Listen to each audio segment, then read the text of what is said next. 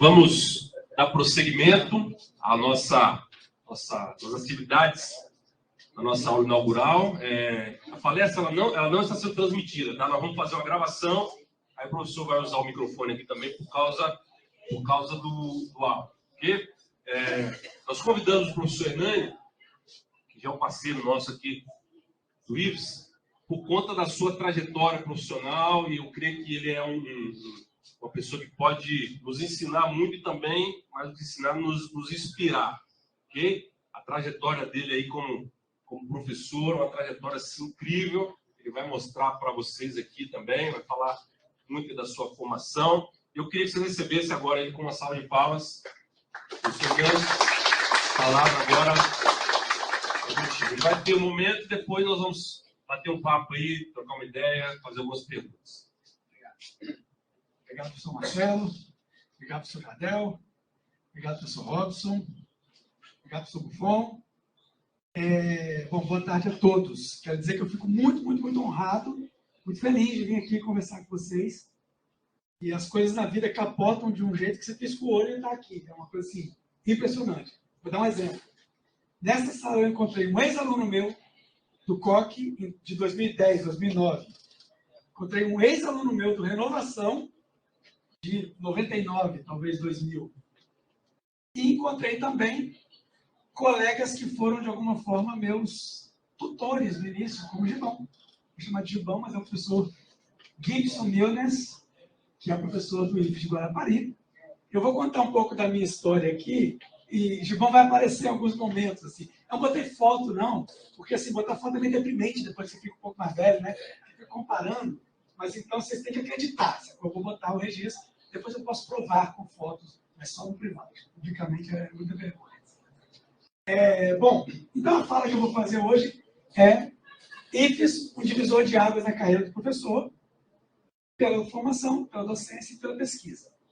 E no meio do caminho vai aparecer também o professor Wilson Cardinati, que é professor de física aqui do IFES de Viana, que foi um colega meu de mestrado, mas também foi um colega meu de outras escolas. Eu vou apresentar um pouquinho. Aí eu fiquei num dilema quando eu fui montar a fala. Eu faço isso na forma de um depoimento.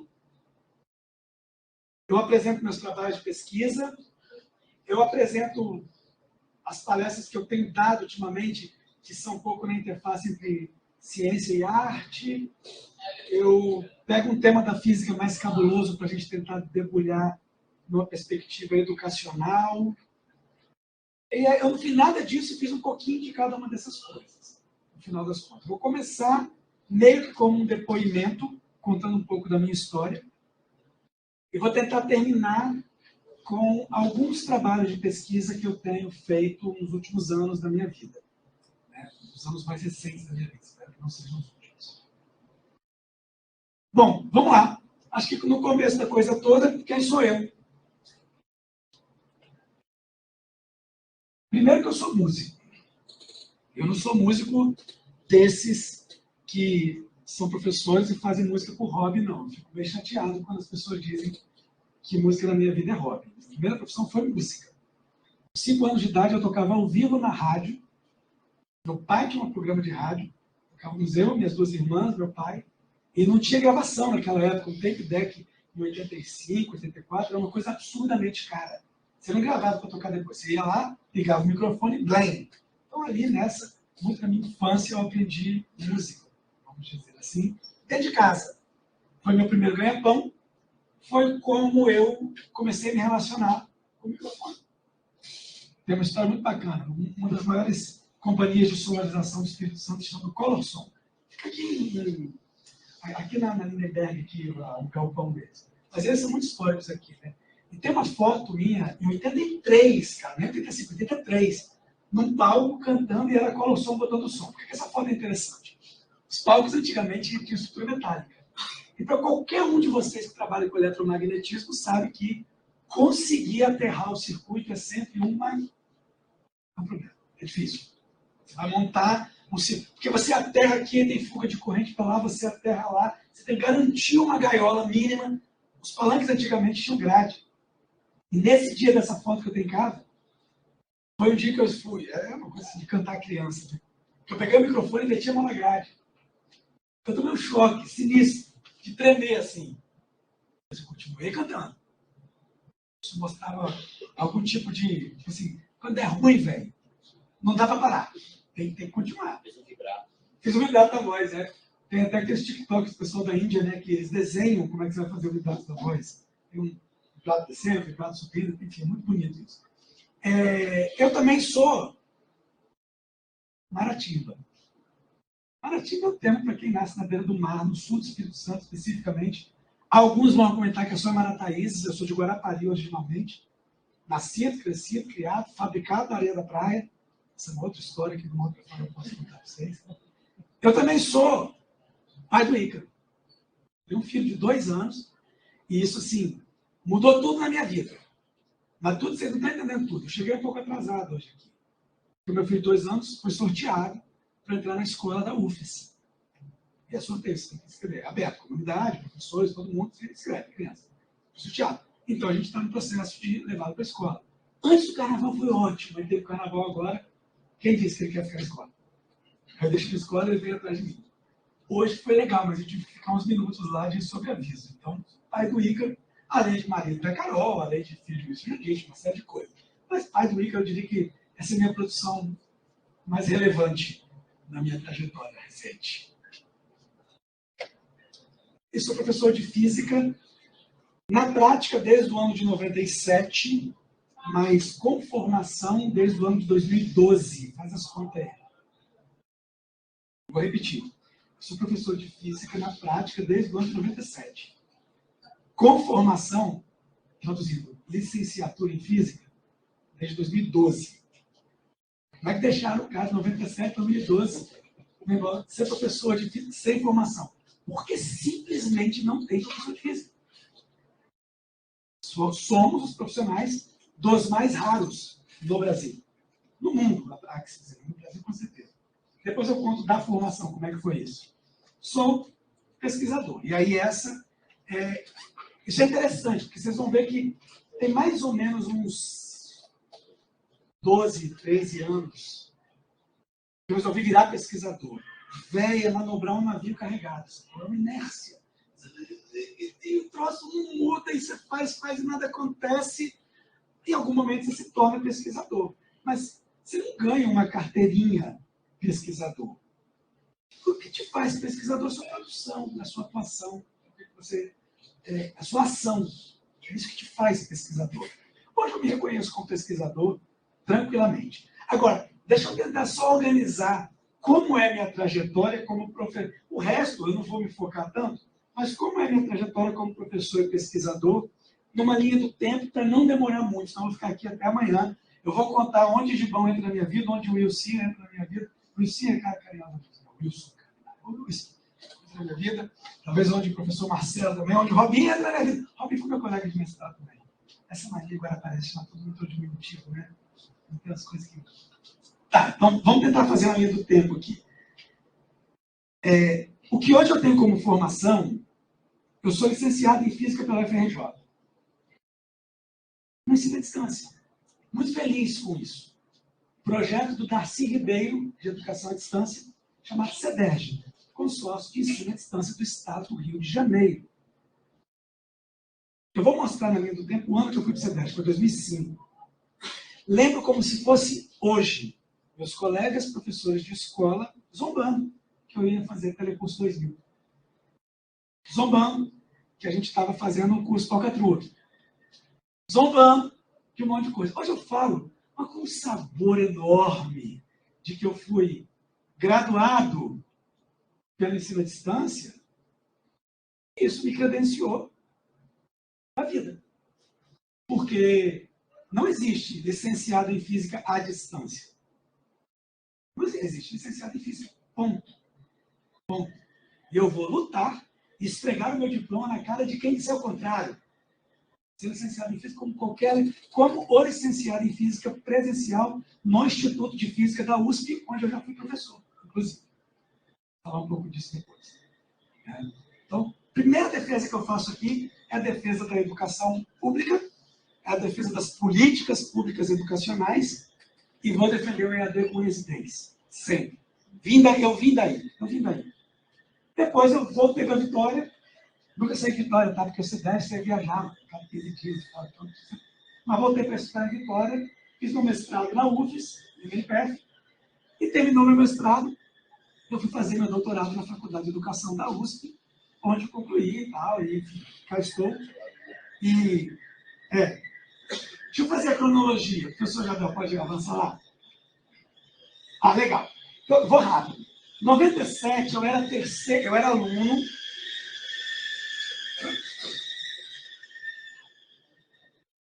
Mas isso é interessante, estudar por que há propagação sonora da borracha no piso. Isso é super complicado, porque ela ali tem comportamento de fluido e comportamento de sólido. Por que isso acontece? Fica a dica aí, se alguém quiser investir energia nisso, acho que é um grande tema. Se quer livro didático, por que a borracha no chão faz barulho. Eu não vi, até hoje, nenhum. Se quiser, e nem os que eu escrevo. Sim, sou autor de alguns livros didáticos do PNLD, inclusive, e por conta disso eu busco trazer algumas dessas coisas para a minha produção. É casca grossa você tratar desse tema, não é simples. Ficou por tudo. Eu fiz ensino médio no IFES, que não era IFES antes. Né? Eu também não era ETV, eu sou um pouco mais novo do que a ETV e um pouco mais velho do que o Cefet. Fiz meu ensino médio na ETEFES. Só tinha ali na Avenida Vitória e em Colatina. Tinha um médio em Colatina, tinha Avenida Vitória. Todo santo dia, 4h15 da manhã, eu botava a mochilinha no lombo, ia para o ponto de ônibus, pegar o Dom Bosco Ipiranga, passava pela minha casa, chegava aqui, estudava, depois voltava para Guarapari, como eu disse. Eu acho que a formação já começa com essa complicação. Hoje os meus primos novinhos, eles vão para o IFES de Guarapari, fica ali na entrada de Tartaruga, onde tinha a Lagoa do Otacílio, que a gente ia lá pescar na Lagoinha do Otacílio ali. Agora vai soltar. Pode falar, progresso chegou lá. Não, era um matagal danado, a gente ia para lá tirar bambu para poder fazer festa junina, crime ambiental, mas a gente ia. 97, era tudo mato. Quando eu cheguei, ele era tudo. Hoje tem IFES em Guarapari, olha a diferença, velho. Eu tinha que pegar 2 horas de ônibus para a gente estudar aqui em Vitória. E tem curso técnico e mecânico em Guarapari. Eu fiz mecânica aqui em Vitória. 97 eu era 3º ano. Velho, eu mal sabia fazer um ó com um copo, a verdade é essa. Mas tinha gente pior. Então o pessoal vinha tirar dúvida, perguntar sobre questões, exercício, prova, não sei o quê. E eu meio que comecei a dar aula particular de física e matemática no ano de 97. No final do ano de 97, eu passei no vestibular da UFES para engenharia mecânica. Só que vocês vão se lembrar, os mais antigos, que teve uma greve monstra em 98, que durou vários meses. E eu fiquei sem aula. Não tinha aula antes. De bobeira em casa. Aí uma escola no interior de Guarapari, na Rio Grande, tem a Reta Grande, assim, um lugar no interior de Guarapari, não tinha professor de matemática. Aí vou eu para Rio Grande, sem ter começado o primeiro período de engenharia, ser professor de matemática da 5ª série, 6ª série, era 5ª série antes da reforma. 5ª, 6ª, 7ª, 8ª série. Então, fui professor de matemática, minha primeira experiência em escola, que foi em 98, precisamente em 98. 99, um professor adoeceu no Colégio de Renovação. Curiosamente, eu era músico, não esquece disso, tá? Eu era músico. E aí, um grande músico, muito amigo meu, que hoje é um dos donos do APS, desse colégio particular. Na época eu não era dono de escola nenhuma, era professor de química. A gente começou a tocar junto. E Gibão começou a assistir os shows da banda nos botecos por aí da vida, onde a gente tocava. Não, é importante remontar isso, eu acho que isso tem valor. E Gibão falou pro Borginho, que é esse professor, amigo meu, cara, estão precisando do professor de física lá na Renovação. Manda o menino de Guarapari para lá. E eu na Renovação em 99. Exatamente. Amigos até hoje, né? A gente se encontra até hoje, com muita felicidade e tal. Porém, eu era 2º período de engenharia. Fui dar aula de física num colégio que já tinha uma tradição lá, uma Renovação, um colégio muito tradicional, Jardim Camburi. Antes era o Colmeia, depois virou Renovação, uma escola muito do bairro, assim, representa muito o bairro. Eu fui dar aula nessa escola. E aí as coisas começam a capotar, né? 2000, eu fui dar aula no Colégio Nacional de São Mateus, o professor Gibão também foi junto, a gente dava uma viajada, São Mateus toda semana para dar aula. Aí, em 2001, um monte de professor do Colégio Nacional, Instituto Colégio Nacional, saiu para fundar o AP, que era a AP Contec, que ficava dentro da Contec, naquele ano. E aí, eu vim dar aula no Nacional de Vitória. E aí, nessa história, eu fui, enfim, posso citar aqui, tudo quanto é escola onde tinha demanda para aula, se as pessoas precisassem e eu pudesse, eu ia. Porque, irmã, pagar conta o negócio. Tem a vida docente da formação e tem a vida docente do chão, que é cada 50 minutos do seu trabalho, talvez você garante uma conta nenhuma. Vários 50 minutos, você garante uma conta. E disso eu vivi por muito tempo. Com muita felicidade. Nunca deixei de ser músico em nenhum desses anos. Mas a minha atuação docente, ela meio que nasce dessa forma. Aí, no ano de 2005, depois de enrolar 98, 1, 98, não, 98, 2, 98, 2. 98, 2, 99, 1, 99, 2, até 2004, 2, eu pedi desligamento da engenharia. E eu fui fazer licenciatura em Física no CEDERJ. No Telecurso 2000, que qualquer um chega lá e passa, é o Telecurso 2000 que a Mônica Baiana faz a prova de Mecânica e Estatística do Instituto de Física do FRJ e manda a mesma prova para o CEDERJ. Se vira. Quem teve esse curso de Mecânica e Estatística, teve muita sorte, na verdade. Eu tive muita sorte de ter esse curso de Mecânica e Estatística. De aprender Mecânica e Estatística, abrindo o livro e lendo do zero. Não estudei pelo livro de Salinas. Salinas depois foi um colega de departamento meu. Está lá até hoje, ainda no Instituto de Física da USP. Mas eu não estudei pelo livro dele, estudei por uma apostila. Aliás, o material do CEDERJ é uma coisa linda. O dia que vocês tiverem, talvez, assim, cara, eu quero pegar quântica para estudar do zero. Digita no Google, CEDERJ, Mecânica Quântica. Vocês vão ter um material com cuidado instrucional muito belo, muito bonito. E realmente você consegue, se você tiver alguma noção de física, estudar do zero. Os caras montam um caso muito bonitinho. Não parece com Halliday, de maneira nenhuma. O Halliday vira fralda de criança, perto do material de quântica que tem no CEDERJ. De verdade. O nível que os caras estão olhando ali é outro, talvez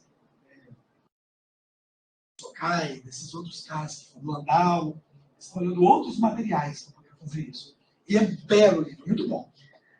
Aí eu mudo em 2005, todo feliz, né? Ano que vem termino licenciatura física. Falei assim, não, irmão. Terminei a licenciatura em 2012. 7 anos de CEDERJ. Dando 250 milhões de aula todos os anos. Não houve um ano nesse tempo em que eu tenha dado talvez menos que 30 aulas por semana. Não houve nenhum ano. Essa é carga cheia. E uns anos absurdos que a gente pega porque precisa da grana, mas depois se arrepende em um mês, quando você dá 43, 47 aulas por semana, aí aquelas semanas malucas que você pega o sábado de manhã de tarde e chega a 60 aulas por semana, isso é insano. Nenhum ser humano deveria ser exposto a tamanha humilhação física. Não estou falando intelectual. Você termina o sábado, 5 da tarde, se alguém aqui já deu 2 cargas cheias semanas, você termina o sábado, 5 da tarde, quer morrer. O que sobra, talvez, é encontrar a família, tomar uma cerveja, encontrar os amigos, dar uma desopilada, porque é muito pesado. E veja, nesse tempo eu dei aula em escola pública, acabei que fiquei a maior parte do tempo em escola privada, maior parte do tempo em pré-vestibular. E em pré-vestibular ainda tem uma regra mais cruel. Não existe uma aula em pré-vestibular, existe um parlatório. É um bobão falando, um monte de bobão ouvindo. Durante 50 minutos, não se senta dando aula em pré-vestibular. Não se faz chamada dando aula em pré-vestibular. Não se pede licença um minutinho que eu vou lhe fazer um xixi. Você está dando aula em pré-vestibular. Dinheiro é, a aula é mais cara. Mas, putz, sinceramente, hoje, olhando para trás, eu entendo perfeitamente as condições de contorno. De família simples. Você trabalhar, acho que talvez todos vocês tenham uma realidade parecida. E aí, bom, a gente pega, mas é muito excruciante. Só que em 2012, quando termina a minha licenciatura, aí começa a mudança. Eu diria que assim, a migração de professor para professor pesquisador, ela vem com o término da minha licenciatura. Final de 2012, processo seletivo para o mestrado em ensino de física da UFES. Você fala, não, senhor, o MNPF abriu em 2013. É verdade. O MNPF abriu em 2013. Robin falou a verdade, quando falou que foi da primeira turma do MNPF. Mas a UFES tinha um mestrado profissional em ensino de física sem ser vinculado à MNPF. Independente. A gente chama isso de programa local e programa nacional. Nacional é MNPF. Ainda existem os dois programas lá na UFES. Tá? Notícias privilegiadas. O local está em processo de modulação para se transformar no mestrado em ciências. O nacional vai ficar nacional. A gente não sabe como vai fazer isso, mas eu sou parte da comissão que está fazendo essa mudança lá. A gente vai, de alguma forma, também abarcar professores de química, biologia, matemática, computação, para fazer um mestrado um pouquinho mais parecido com o que eles chamam nos Estados Unidos de STEM, mas de um outro jeito no local. A nacional vai continuar ensino de física sem ensino. Isso porque a avaliadora da CAPES, uma reunião com a gente no passado, deu uma chamada na gente, você não pode ter dois programas idênticos. Um avaliado na física, o outro avaliado no ensino. Né? Que é o nacional, a CAPES avalia dentro da área da física. O local, a CAPES avaliada dentro da área de ensino. Então, isso é o problema. Porque o currículo era muito igual e tal, então a gente está desmembrando isso. O que é uma boa notícia, porque nossos colegas de outras áreas terão mais oportunidades para empenhar suas formações muito em breve. Seguindo, Jardel, obrigado. Como começa essa mudança? Eu termino a graduação e aí eu faço a prova do mestrado na UFES. E eu entrei no mestrado da UFES. Aí, quando conta, parece que é piada, parece que é mentira. Eu sou casado com uma mulher que é pesquisadora. Ela é da área de biologia. Ela trabalha com genética, evolução, geografia, ciência de dados e tal. Ela fazia doutorado nessa época. Não foi no mesmo mês, nem na mesma semana. Foi no mesmo dia. Tem um e-mail. À tarde, eu mandando para ela a notícia do resultado do mestrado que eu tinha passado. E um e-mail no fim da tarde, quase à noite, ela mandando um e-mail que tinha conseguido a primeira bolsa doutorado sanduíche do programa de pós-graduação dela. O PDSE, Programa Doutorado Sanduíche no Exterior, ele é um programa recente, ele é de 2011 para 2012.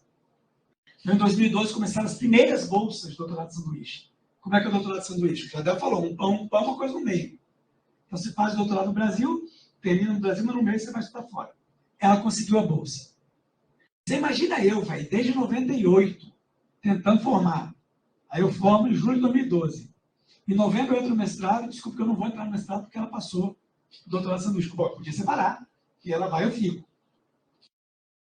Putz, mas está indo para a Universidade de Berkeley, na Califórnia. Deixa eu explicar rapidamente como é que é a Universidade da Califórnia. A Universidade da Califórnia tem 3 camadas de universidades públicas. Tem as privadas, Stanford, Caltech, tem as públicas. A pública da camada mais de baixo é uma que tem cursos de tecnólogos, que são chamados City College, ou seja, faculdade municipal. Tem no estado inteiro, City College na Califórnia. Excelente universidade, mas para cursos de curta duração, 2 anos. Outro sistema que existe é Universidade Estadual da Califórnia. Aí eu diria que são cursos de segundo nível, mas que aí são cursos já longos, né? O Paul Tipler é professor da Universidade de São Francisco. Eu morei a 2 quadras da Universidade de São Francisco. O Tipler trabalhava ali, é um autor de física, trabalhava ali do ladinho. Só que elas são universidades estaduais. E tem de top nível, quando eu falo top nível, gente, eu não estou aqui fazendo juízo de valor, não. É quantidade de dólares financiando pesquisa. O top nível tem a chamada UC, que é o Sistema da Universidade da Califórnia. São 13 campus PES. Campus é plural de campus também, tem que ter acento circunflexo. Então, vou tirar onda, usar campi como plural de campus. Eu adoro usar campus para o cara me corrigir erroneamente. Parei. Fecho parênteses.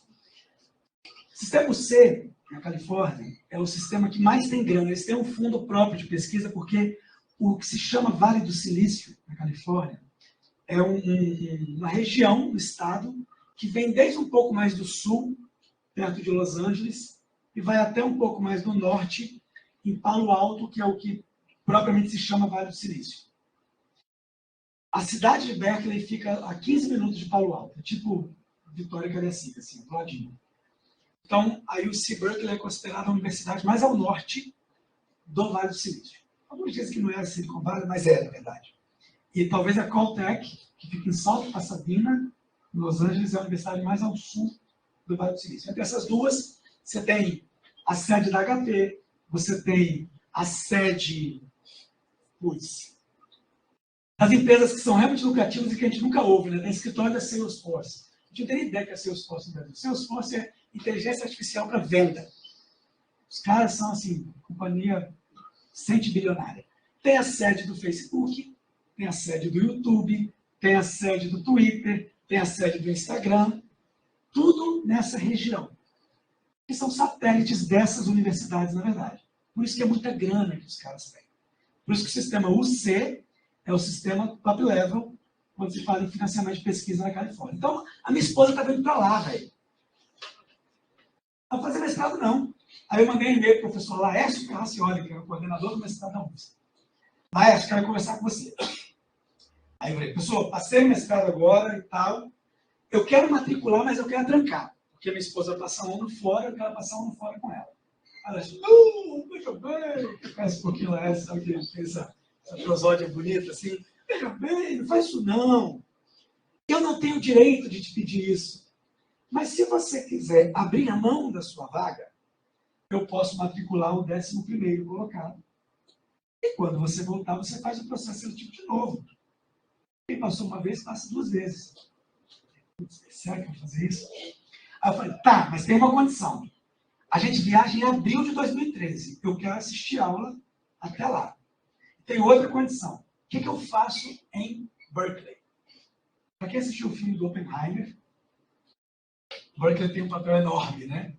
O Ernest Lawrence foi professor de Berkeley, depois o Bob Oppenheimer foi professor de Berkeley. Aí tem a história do irmão do Oppenheimer, depois eu vou contar porque eu trabalhei no projeto dele lá uma vez. Mas o síncroton que o Lawrence usava, com o qual ele ganhou o prêmio Nobel, de 30 e poucos, não lembro o ano, está lá ainda. E ele aparece no filme, na hora que o Robert Oppenheimer entra no laboratório, tem exatamente o síncroton que ele usava no laboratório. Está lá no Museu de Ensino de Ciências. Olha que bonito, né? O prêmio Nobel do Lawrence está lá também. Né? No Lawrence Hall of Science. A sala de ciências do Lawrence. Que é um museuzinho de ensino de ciências para criança. O prêmio Nobel dele está no papel. E o aparelho com o qual ele vai para o Nobel está também. Berkeley tem uma coisa bonita. Tem um estacionamento para prêmio Nobel. A universidade, porque aí você vai ver, você já viu o UCLA. É a universidade também do sistema UC, mas é em Los Angeles. UCLA. Aí tem a UC Davis, que fica em Sacramento. Tem isso, Davis fica em Sacramento. A Irvine que fica em Irvine. A UC Davis é onde o Gil do Vigor foi fazer o doutorado dele em economia. Uma personalidade televisiva e tal, foi. Caraca, vai mais Sacramento, ninguém merece mais Sacramento, que é a capital da Califórnia, inclusive, tá? Ou lugarzinho, é longe pra caramba, fica lá no meio, ninguém vai pra Sacramento, só o Arnold Schwarzenegger e o outro são pra lá, que é a capital. Lá fica, então, e aí tem um monte, tem a UC San Diego, tem a UC São Francisco, tem a UC Santa Cruz, tem um monte de UC. A UCLA e tem a UC Berkeley. Só o campus de Berkeley são 73 prêmios Nobéis.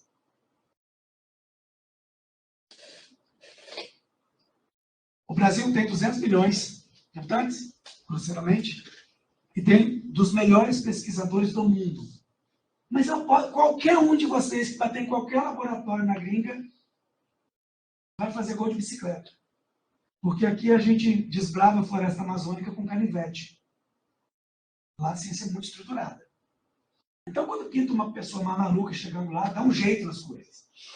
Que é o nosso jeito meio de lidar com o que tem. Mas o Brasil não tem nenhum prêmio Nobel. O país não tem nenhum prêmio Nobel ao longo da história inteira. O campus de Berkeley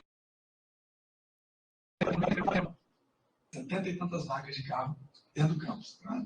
É uma coisa muito grandiosa. Você chega num lugar desse e fala, pelo amor de Deus, não estou entendendo nada aqui. Por conta disso, o professor Laércio virou para mim e falou bem assim, Hernani, lá em Berkeley, cara, deixa eu te falar, Tem um museu muito legal que se chama Exploratório.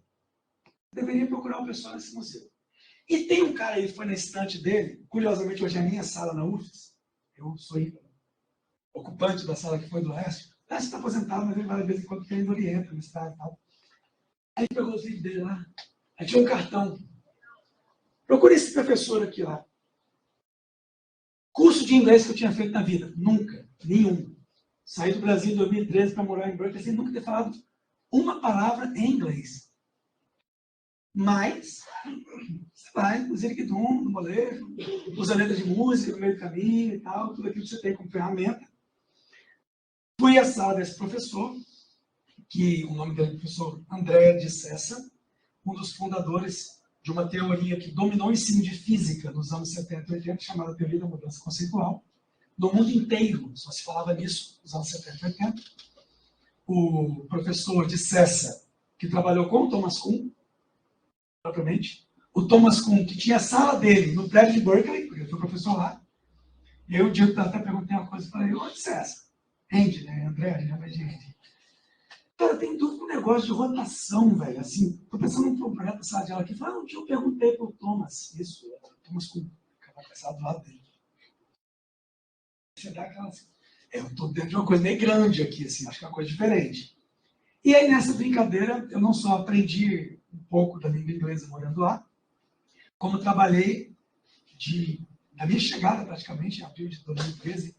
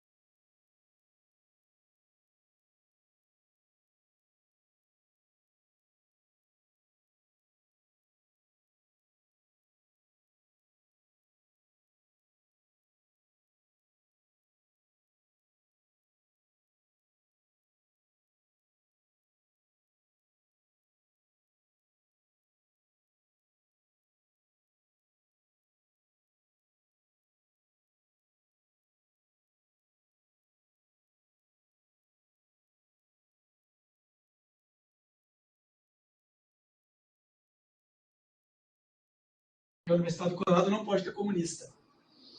O que ele faz? Ele vende um quadro de Van Gogh que ele tinha. Vou repetir. O cara tinha um quadro de Van Gogh em casa. Vendeu o quadro de Van Gogh, comprou um grande lote, um sítio, e falou o seguinte, velho, eu não vou disputar com essa galera do poder não, porque eu já perdi. Eu vou criar projeto de ensino de física para criança aqui no sítio. E começou a fazer um experimento com a bengala dele, o Fleck, andava de bengalinha, e descobriu o centro de gravidade da bengala mudando a posição do dedo. Aí a gente fazia sala de aula, né? Assim, uau, que coisa legal. Em 1950, o cara fazia sala de aula para as crianças que iam no sítio dele visitar os experimentos que ele fazia. E aí o Frank Oppenheimer, em 65, ele consegue um dinheiro do California Academy of Science, Academia Californiana de Ciências. O valor foi $1 milhão, que nos anos 60, se corrigisse para hoje, nos Estados Unidos, seria coisa, sei lá, $100 milhões, para abrir um museu de ciências voltado a atividades de mão na massa. Faz para a criançada vir futucar. Lógico, contexto histórico, os anos 60 são os anos da Guerra Fria. São os anos em que, do lado de lá, os comunistas, a Mir, estava ensinando física com Saraiva, no ensino médio, com Irodov, no ensino médio, com Bush-Toshkov, no ensino médio. Do lado de cá, os Estados Unidos estavam levando o PSSC. Para quem não sabe, PSSC é uma sigla para Physical Science Study Committee, Comitê de Estudo de Ciências Físicas. Eles tinham os experimentos nas caixinhas, porque tanto o lado vermelho do mundo, quanto o lado ocidental do mundo, sabiam que a guerra tecnológica você vence educando crianças. Não tem outra conversa. Grande mudança intelectual você faz desde novinho. E, nesse contexto, o Frank Oppenheimer funda o Exploratório, que ficou do ano de 1967 até o ano de 2013, no Palácio de Belas Artes de São Francisco. Mas no ano de 2013, na semana que eu cheguei lá, estava fechado, porque eles estavam mudando de lá para o PIA. E aí no PIA é um lugar muito turístico, passa milhões de pessoas por ano e tal. Aí eu falei, caraca, não vou conseguir no museu que o Laércio me indicou, porque está fechado. Mandei um e-mail. My name is the book is on the table, etc e tal. Sou Hernani, sou do Brasil, sou professor de física há muito tempo. Nunca fiz pesquisa, mas adoro a ideia do museu de vocês, porque o site deles é maravilhoso. Falei, queria trabalhar com vocês. Aí a menina me responde em português. Oi, Hernani, que bom que você escreveu. Eu falei,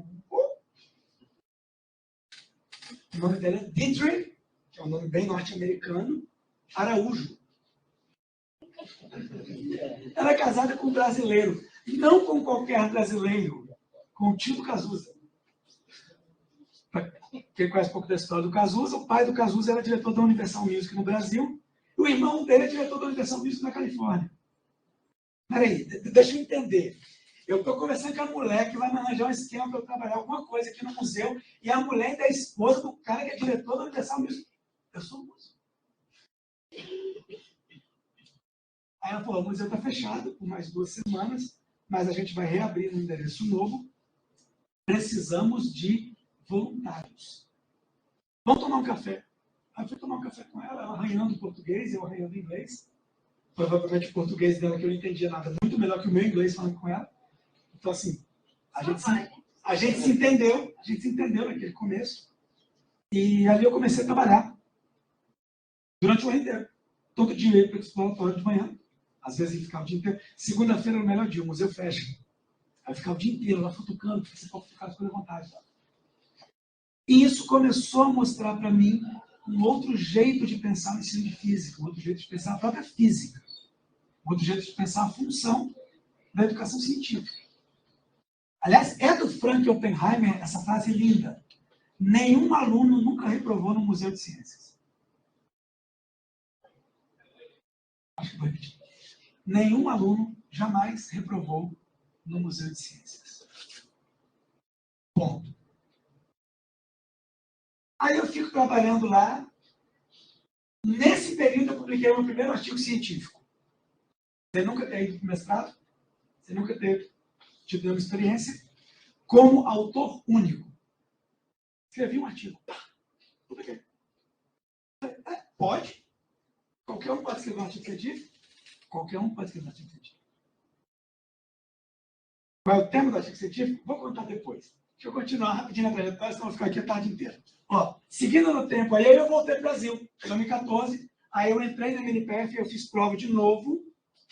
Foi a MNPF, agora já era nacional, em 2014. Aí entrei na MNPF e voltei para a sala de aula. Voltei e fui dar aula no AP. Dava 14, 15, 16 no AP. Antes eu dava aula no COC. Antes eu dava aula no Nacional. Antes eu dava aula no Renovação. Foi muito escola.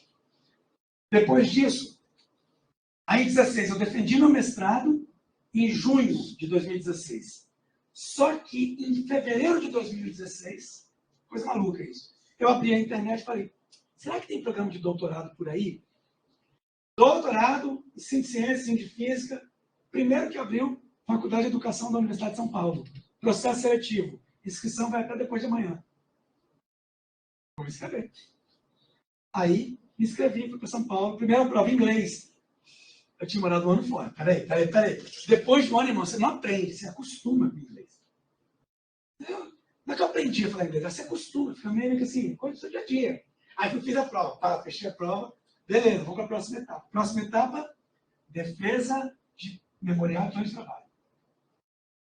Aí, uma coisa que você falou, que a FEUSP faz e que eu sou contra, tinha 20 vagas.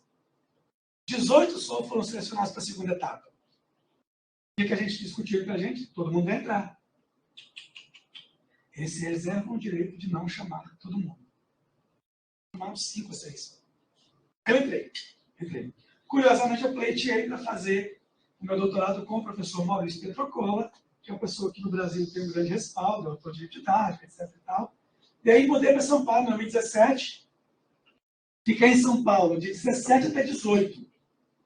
Em 18 eu qualifiquei o doutorado. Por quê? Eu queria voltar para o Berkeley. Falei, peraí, agora eu quero ir lá, mas agora eu não vou chegar de baixo, não. Chega no projeto de pesquisa, vou no DICESA, vamos trabalhar pesquisa em ciência física agora eu sou um doutorando, agora eu não sou mais quem mal tinha graduação. E aí voltei para Berkeley em 2018.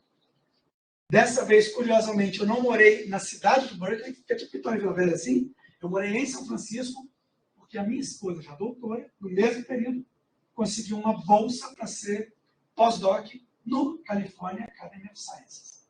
Ela ficou um ano trabalhando no California Academy of Sciences, que é em São Francisco, fica no Golden Gate Park, e eu todo dia pegava o metrô para trabalhar no campus da universidade lá. Mas aqui teve uma mudança epistêmica. A gente fica meio assustado com os ingressantes epistêmicos. O que é epistemologia, né? Então, mas é Wikipedia, epistemologia. Relaxa. Epistemologia a gente fala quando a gente quer falar sobre a filosofia sobre o conhecimento, ou a estruturação do conhecimento. Isso é epistemologia. Então, eu tive uma mudança epistêmica, porque o DICESA aposentou, velho. Aí ele falou, não, eu assino o sanduíche, você vem, só que eu estou aposentado. Ele vai se encontrar de vez em quando. Ele não tem problema, ele se encontra de vez em quando. Aí eu voltei, trabalhei durante muito tempo com outro professor que não estava aposentado, e com o DICESA eu encontrava de vez em quando, de fato. Só que as ideias desse outro professor me envenenaram. Eu comecei a fazer pesquisa um pouco mais do jeito que o outro professor fazia do que do jeito que o DICESA faz. Agora o DICESA não vende amigo, troquei e-mail com ele sexta-feira agora. Porque, por causa do projeto de pesquisa, a professora Olivia Levine, da Universidade de Bolonha, veio a Vitória sexta-feira dar palestra no departamento de pesquisa da UFSC, eu que trouxe ela. E ela é muito amiga do DICESA também, a gente começou a trocar ideia, conversa difícil e tal. Aí eu mandei e-mail para ele com uma foto, para ele responder e tal. Mas está aposentado já. Porém, isso mudou muito a minha pesquisa. Aí eu voltei para o Brasil em 19. Escrevi minha tese no final de 19. E em 2020 eu defendi minha tese no início do ano. O que aconteceu no início do ano de 2020? Pandemia. Abriu a pandemia, eu corri para defender a tese. Porque eu sabia que se eu não pegasse aquilo naquela hora, depois ia ficar complicado, porque todo mundo ia perder contato. Eu fui a segunda defesa da USP online. Porque antes era proibido fazer defesa online. Aí quando permitiram, uma menina defendeu numa terça, eu defendi na quarta. Foi a segunda defesa. Defendi, aí passei para um concurso de professor substituto na própria USP, no Instituto de Física da USP, e fiquei lá durante a pandemia dando aula. Fui professor da USP praticamente um ano, sem nunca ter pisado no campus da USP nesse tempo. Dava aula online para o pessoal lá, os alunos da licenciatura em Física. Mas foi uma experiência muito bacana, muito gratificante. A estruturação do Instituto de Física é um pouco diferente das minhas experiências prévias. Isso, de certa forma, vai te construindo também. Aí, em 2021, eu havia sido aprovado num concurso para a UFES em 2019, sem ter o doutorado. Tinha ficado em terceiro lugar. Passou para o substituto, você não assumiu lá. Não, mas ele passou no IFES também. Não, tem mais história. Está pulando aí. Não, então, eu estou pulando algumas.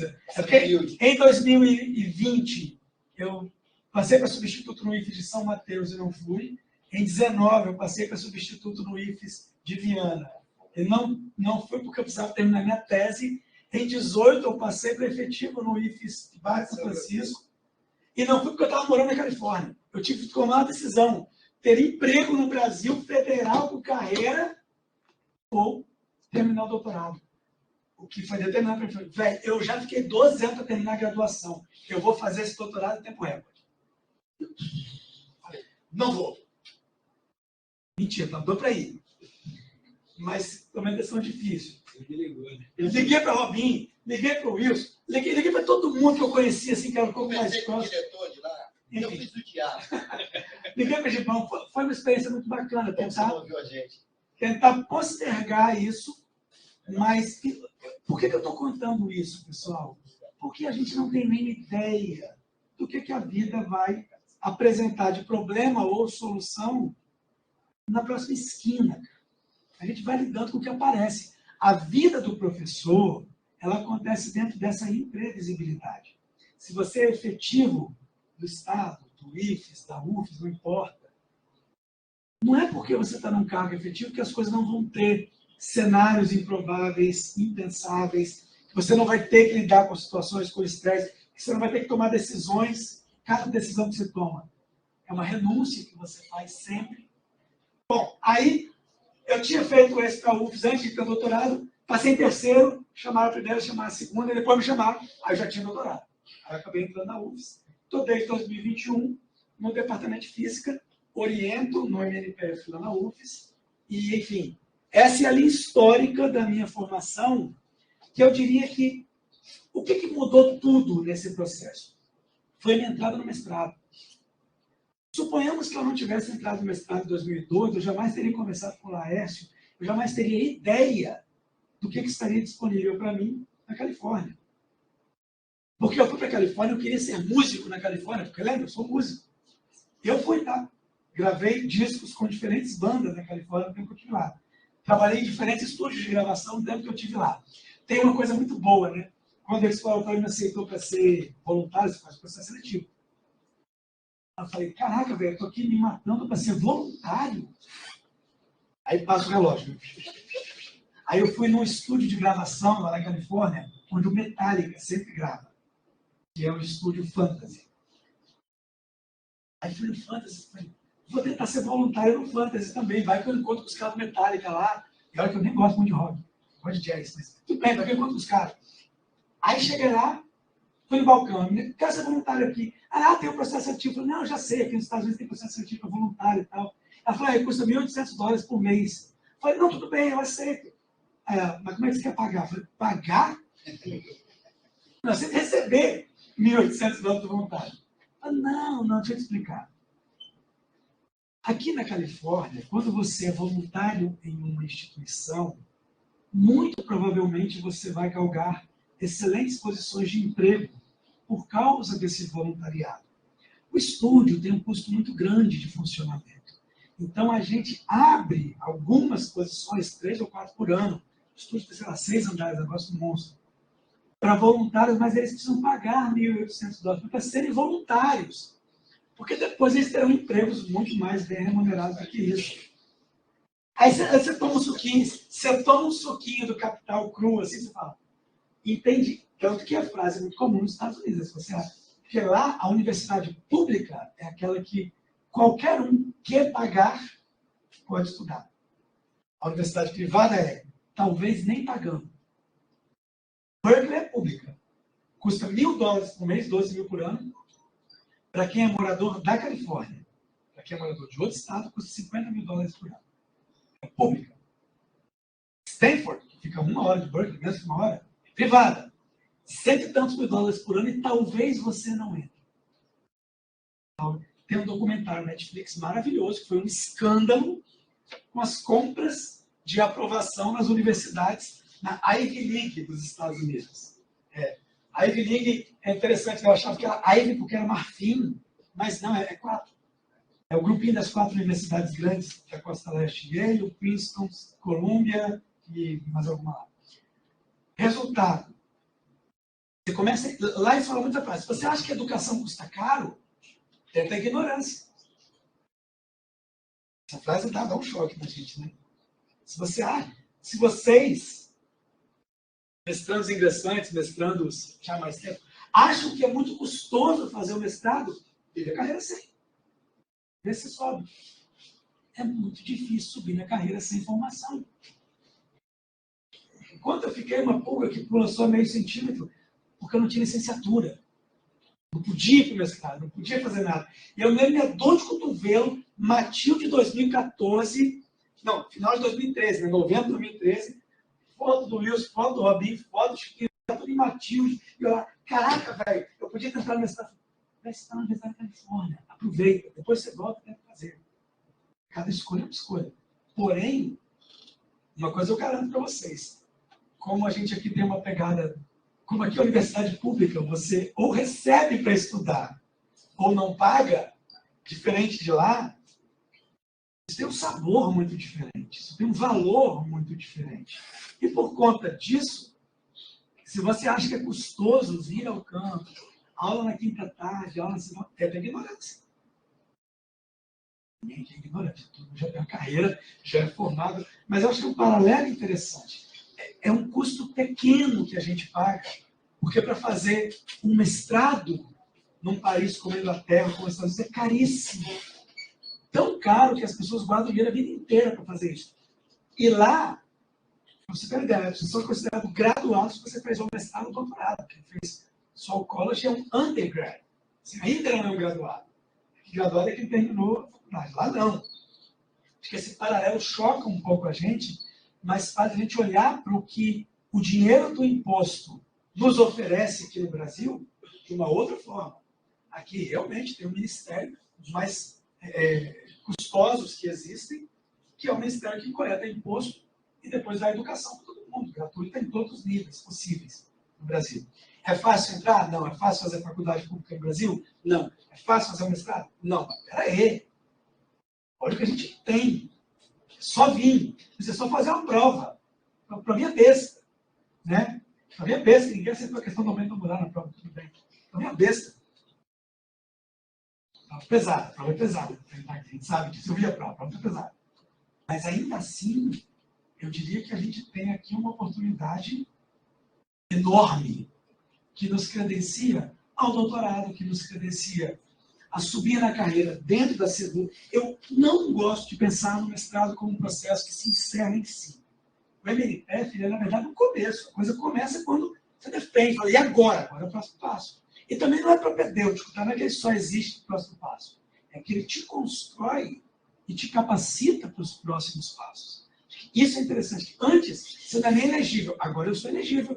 Agora eu posso tentar um doutorado no SINAT. Agora eu posso tentar um doutorado no programa profissional em educação que tem na UFES. Agora eu posso tentar um doutorado no MNPF, que em algum momento vai abrir. Já bateu na trave várias vezes, mas em algum momento abre. É uma questão de engrandecimento humano. Você passa a ser esse ser humano que pode galgar essas coisas. Vou falar mais um pouquinho para cá.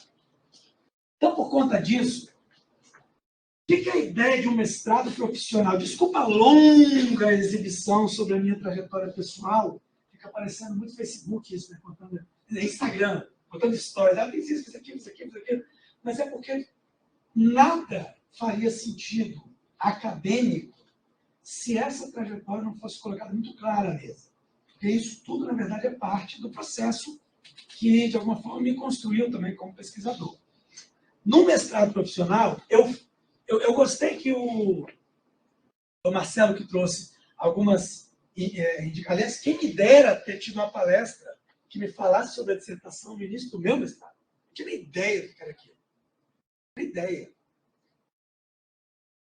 Quem me dera se alguém tivesse feito uma fala sobre a parte legal, a parte legislada do processo. Tudo bem que é mais recente, né? Eu não precisei fazer comitê de ética na minha época, no mestrado, mas é certo que os meus mestrandos agora precisam.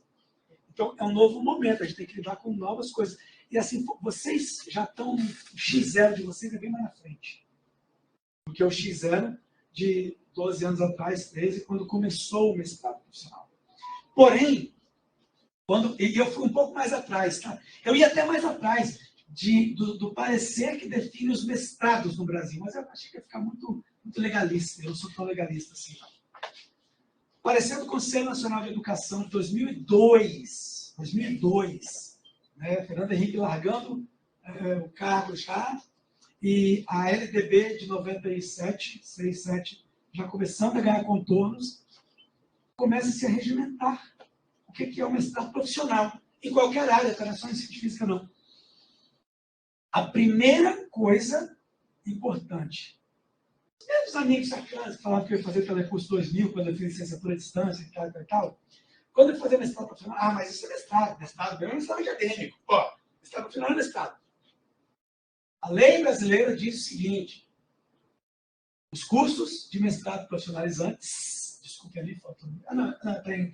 Tem maiúsculo, tá? Singular mesmo. Os cursos de mestrado profissionalizantes são programas com oferta regular que levam à obtenção de diploma e grau acadêmico.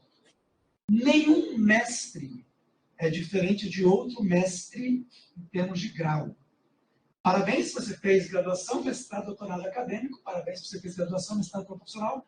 Mestre é mestre, doutor é doutor, ponto. Então, se algum dia na vida alguém falar que o seu mestrado é A ou B porque ele é mestrado profissional, recomende que a pessoa faça a leitura mínima para não ficar falando tanta bobagem, porque vergonha não é protetor solar. Próximo, um parecer um pouco antes, dizia o seguinte: quando você conclui o trabalho final de mestrado profissionalizante, veja que o Conselho Nacional de Educação, em várias etapas, tenta caracterizar o mestrado profissional. Ele deve apresentar um trabalho final que demonstre domínio do objeto de estudo e capacidade de se expressar, expressar-se, né, lucidamente sobre ele. Não basta escrever dissertação. Você precisa vir aqui na frente e falar eloquentemente sobre o que você fez. É isso que se espera de um mestre. Além disso, de acordo com a natureza da área e com a proposta do curso, o trabalho pode tomar formas diferentes. Marcelo falou isso agora há pouco. Pode ser algo como a dissertação, um projeto, análise de casos, performance, produção artística, desenvolvimento de instrumentos, equipamentos e protótipos. Veja, isso é de 95, vai ser bem antigo, e o MNPF já definiu regras mais diretas. Porque havia uma grande discussão, por causa desse parecer, se o mestrado precisa realmente de dissertação. A resposta é: não tem nenhuma previsão legal que exija dissertação para um mestrado. O que se exige é um produto final, em qualquer mestrado. Só que o nosso MNPF tem regras. Você sempre pode ser mais rigoroso do que a lei. Você nunca pode permitir o que a lei proíbe. Que a regulamentar, não lei, regulamentação proíbe. Regulamentar é isso. No MNPF, tem que ter a dissertação e o produto educacional. Isso é fundamental. Mas veja, tudo isso pode... Você faz um protótipo. Aí o cara, você imagina o cara, vem para o mestrado profissional em ensino de física, e o cara, dentro dos 2 anos, consegue a proeza de aprovar uma patente. Preferencialmente uma patente no cenário internacional dos países que têm acordo com o patrimônio global. Eu acho que eu passei minha carreira inteira e nunca vou ter uma patente. Isso é uma coisa de tão alto nível, assim, intelectual e tecnologicamente, que isso vale um mestrado honoris causa. Então, isso já está previsto na lei. Só que vai depender da natureza e da proposta do curso. Cada curso tem uma proposta aprovada na casa. Nossa proposta é dissertação mais produto educacional.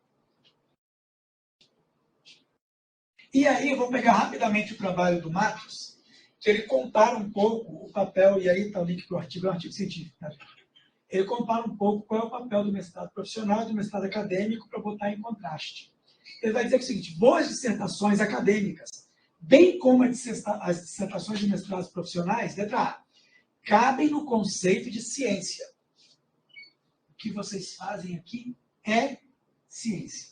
Uma ciência muito peculiar, porque a ciência que se faz com o ser humano é a ciência do ruído, é a ciência da fumaça, não é a ciência do laboratório de física experimental 1.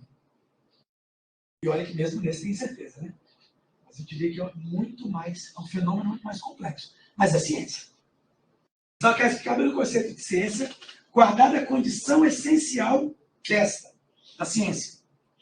E por isso, a pós-graduação, estrito sensu, é onde o mestrado acontece.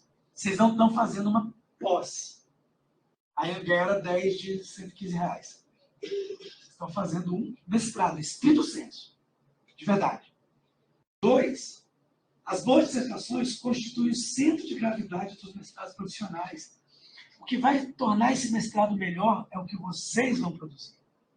Porque nós, professores de mestrado, se a gente publicar 100 artigos no ano, mas não publicar nada com nenhum de nossos alunos, a pontuação na CAPES sobe, claro, mas sobe menos do que se a gente, de fato, mostrar para a CAPES que o dinheiro que a CAPES está investindo no programa de pós-graduação está gerando parceria discente-docente. Isso realmente muda a pontuação na CAPES. E olha que a gente não está nem lutando pela pontuação, não. A gente está lutando por bolsa. Para ter bolsa tem que ter pontuação. Então a gente quer a pontuação. Tá. E avançando.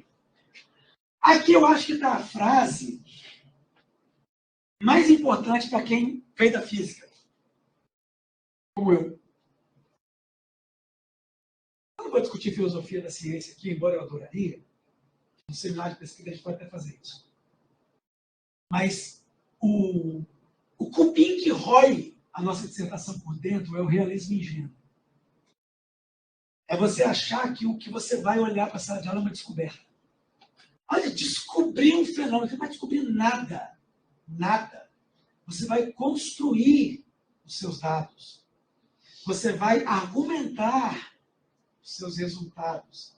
Para daí defender as suas conclusões. Ciência não é um processo de descoberta. Vocês acham realmente que, sei lá, que o Edmund Halley tropeçou um dia no chão e falou, olha, tem um cometa lá no céu. Um cometa novo, vai passar aqui em 82. Não.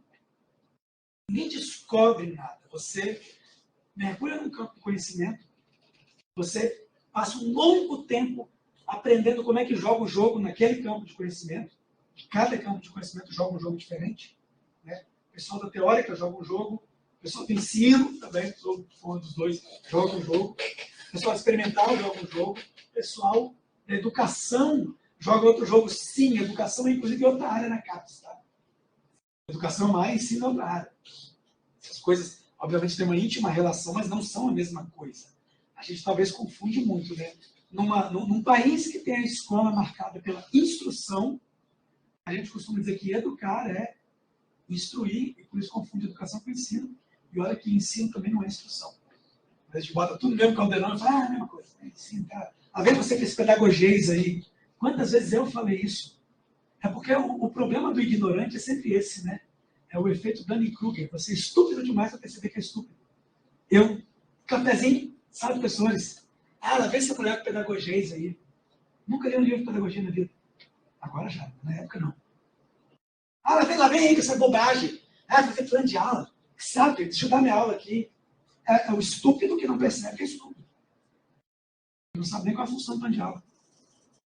Não só a função institucional, epistêmica. Não vai falar epistemologia, depois da Wikipedia. Enfim. Eu falo isso de maneira um pouco provocativa, porque eu não estou contando para nenhum de vocês, tá? Eu estou com um espelho na minha frente. Estou contando como eu era. Eu reproduzia todos os discursos vazios que são reproduzidos. Professor de universidade não sabe física. Quem sabe professor de cursinho. Quantas vezes eu falei isso na vida? Quantas vezes já falei na vida? Por quê? Porque você fica 20 anos por si, você fica muito hábil em resolver o problema da segunda lei de Newton, mais complexo que você bota lá um monte de rodando com acelerações diferentes e tal, aí mete um referencial no inicial lá no meio e tal, pois se soubesse que é um Hamiltoniano, você resolver as coisas de uma forma tão diferente, né? Tudo bem, não, quem sabe que sou eu, Hamiltoniano aqui, clássico, bidimensional no máximo. É o estúpido que não sabe que é estúpido. Efeito Dunning-Kruger. Para quem não sabe o que é o efeito Dunning-Kruger, são dois psicólogos que usam Dunning, escreve Dunning, com dois N's. Tracinho Krueger, né, que é o outro psicólogo, Dunning-Kruger. Eles mostraram uma pesquisa global, o mundo inteiro, nos anos 70, que quanto menos você sabe de um assunto, mais você se sente autorizado a emitir uma opinião sobre esse assunto. É o Brasil inteiro especialista em geopolítica. No WhatsApp. Isso é o efeito Dunning-Kruger. O Brasil tem especialista em educação. Ou o Brasil inteiro. Não. Vou melhorar. Vamos criar um espectro. Tipo assim, no ultravioleta está a educação. No infravermelho está o professor. E lá no liquidificador, girando o imãzinho lá, está o Brasil inteiro. Temos frequência ligada, sincronizada à educação. Aquele lá se acha muito mais conhecedor da educação do que esse. Esse se acha muito mais conhecedor da educação do que esse. E isso não é um privilégio. Não é que eu não tenho efeito Dunning-Kruger e vocês têm. É uma condição humana. Por sabermos tão pouco de um assunto, a gente pega 3 palavras-chave e se sente conhecedor do assunto. Acontece comigo se eu for começar a estudar hoje, sei lá, porque eu não sei, teoria quântica de campos. Eu sou bom nisso, olha, eu sei teoria quântica de campos. Aí vira o professor que dá aula de teoria quântica de campos há 30 anos. Quando eu terminei meu doutorado, eu não sabia nada. É que você vai descobrindo o quanto você não sabe e vai diminuindo o efeito Dunning-Kruger. Então, só para dizer bem claramente que essas criticazinhas, essas piadinhas, esse discurso de salinha de café de professor que eu reproduzi por 20 anos, é um efeito Dunning-Kruger. Quando você vai no campo e vai ver como é difícil fazer pesquisa e ensino, ver como é difícil produzir uma dissertação de mestrado de ensino, opa, eu realmente não tenho ideia do que está acontecendo aqui. Vou lembrar da postagem de Paulo Freire, de um professor, que eu não vou citar, obviamente, mas é uma pessoa que em 2015 meteu essa no Facebook. Mais Olavo de Carvalho, menos Paulo Freire. Nunca abriu uma página de nenhum livro de Paulo Freire. Não, eu conheço a pessoa. Eu sei que nunca abriu. Mas tinha autorizado a emitir uma opinião dessa. Talvez Olavo de Carvalho até aberto. Paulo Freire não. E não estou aqui dizendo que a proposta de astrologia do Olavo de Carvalho, que era um astrólogo, é pior ou melhor do que a proposta pedagógica de Paulo Freire, que são campos diferentes do saber. A astrologia é um campo de saber com muita raiz cultural, que inclusive tem a ver com uma etnociência dos romanos. Então, é um campo de saber. Não é um campo científico, porque a ciência reconhecida no Ocidente é a ciência mais estruturada. Né? Já a pedagogia é um campo do saber que vem pelo menos há 100 anos. É porque o conhecimento humano ele viveu um momento muito crítico durante o iluminismo. Né? Eu falei que ia falar de filosofia da ciência, que já estou falando. Né? O iluminismo, vamos chamar de iluminismo grosseiramente, esse período aí no qual a ciência ganhou cara, a ciência ganhou forma. E aí, pela ciência, a gente conseguiria o progresso e o humanismo. São as máximas do iluminismo. E aí você começou a ter a noção de que a melhor decisão a ser tomada é a decisão científica. E que a ciência ela pode ser mais positiva ou menos positiva. A matemática é a ciência mais positiva. Segundo um proeminente iluminista, que era o Auguste Comte. E aí o que o Auguste Comte pensou? De cara, já sei, eu vou então estudar a sociedade como um processo matemático. O melhor jeito de estudar a sociedade. E aí vem esse projeto, né? Para você ter uma ideia, não são coisas tão estranhas, né? Aceitava-se até a ideia do déspota esclarecido no iluminismo. Você tem noção do que é isso? É aquele cara que ele até poderia ser um governante mais ditador se ele fosse muito sábio. É melhor para a sociedade. É de um déspota esclarecido. Isso é insano, isso é loucura. Aí quando o Haiti resolve se rebelar contra a França, o Emmanuel podia estar aqui, né? Ele ia me esclarecer bastante coisa disso. Se rebelar contra a França, apoiar as ideias de igualdade, liberdade e fraternidade, vem o exército francês e liquida o Haiti. Peraí, liberté, igualité, fraternité, fermoar, para os franceses, não para os haitianos. Então, começou a mostrar um monte de buraco, um monte de falha nessa ideia rasa de usar ciências naturais para explicar ciências sociais. Não dá certo. Isso é, inclusive, uma coisa que eu vou abordar agora. Aí o cara vai pegar, vai fazer mestrado. Para quê? Para melhorar a docência, Acho que todos nós queremos isso. Qual é a armadilha? É a armadilha, é a armadilha. A falácia da didática privilegiada. Se vocês nunca ouviram, vou apresentar. É você achar que existe um jeito de dar aula que funciona mais. Isso não existe. Existe um tipo de ser humano que funciona mais. Um ser humano mais cuidadoso, atencioso, analítico, razoável, sem dúvida. Agora, um jeito de dar aula, esquece. Você pega um jeito de dar aula, você. Cara, turma B, turma C, turma D. Às vezes dá certo, às vezes dá errado. Às vezes... Bicho, a primeira aula da aula antes do recreio é totalmente diferente da aula depois do recreio, é totalmente diferente. Para o mesmo professor, para a mesma pessoa. Para a mesma turma. Não existe didática privilegiada. Se você veio para o mestrado, lá eu vou aprender a dar aula melhor. Não vai. Não vai. Eu sei que a gente tem um mestrado no curso de processos e sequências didáticas. Aqui não vai falar só do documento, mas dos processos didáticos. Ali vocês vão ver talvez algumas abordagens que podem funcionar para A ou para B, ou podem funcionar para A no momento X, mas não no momento Y. Na escola K, mas não na escola Z. Vocês não estão tratando de um fenômeno que tem grande potencial de ser reproduzido. Isso não existe. Isso não existe. Então tá. Melhorar a docência é melhorar o docente. Aí se melhora a docência. O trabalho de formação de professores é Robinho. Se discordar, inclusive, fica à vontade. Para evoluir na carreira, legal. Não, eu acho que isso aí é digno, velho, na boa. Tem que ganhar mais mesmo, velho. Você passar 2 anos aqui, pô. Na relação, sobe um pouquinho. E que passe em 4 depois do doutorado, sobe um pouquinho. E é isso, é direito de vocês. Uma remuneração digna é a nossa luta eterna. Para produzir conhecimento. Essa parte é bacana, porque é aquela parte onde vai ter a dissertação, não é onde está o produto. A dissertação a gente traz ali a nossa produção de conhecimento. No produto, a nossa produção, vamos chamar didática. Essa produção para o ensino. Mas, sobretudo, eu diria que o principal está ali. Ó. Eu escrevi em grego porque essa é daquelas palavras que, usando as letras em grego, a gente lê em português, né? Teoria, teorema, academia. Academia, exatamente. É alfa, cata, alfa, delta, eta, mi, iota, alfa. Academia. Não são todas as palavras em grego que funcionam assim, não, mas essa funciona bem.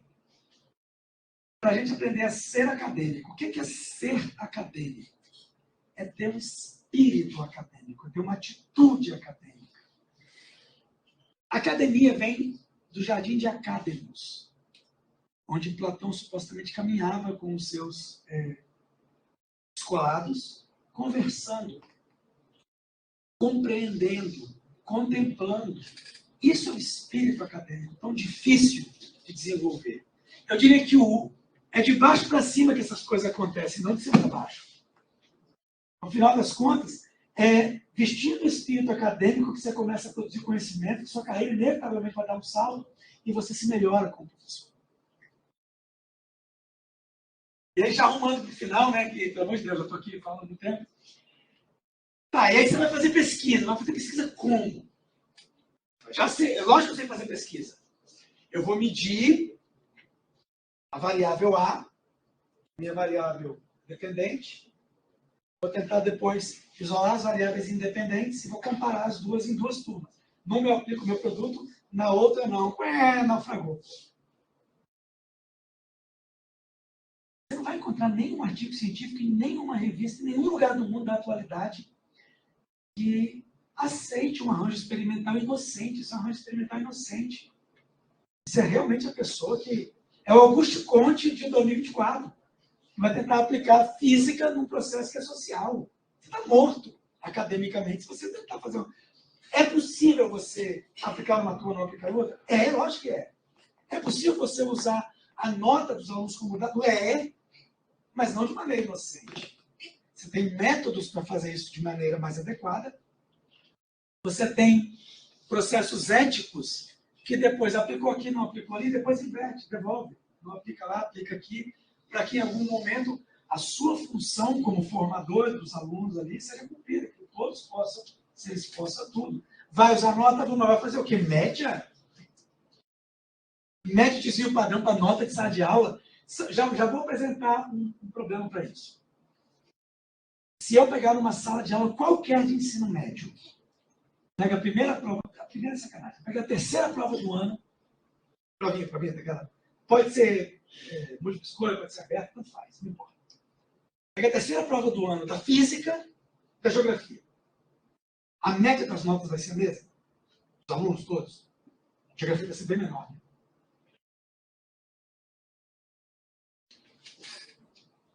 Só que não. Então, existe um efeito prova. A prova é um problema. A prova não é um bom método de avaliação de processos mentais. O aprendizado não é um processo de papel. O aprendizado é um processo social, psicológico, antropológico, cultural. Eventualmente, ele se reflete num teste de papel. Mas, botar 10 questões de física, você tem tantas formas, tudo bem, mas eu vou me manter com as questões tradicionaisinhas do livro do Ramalho.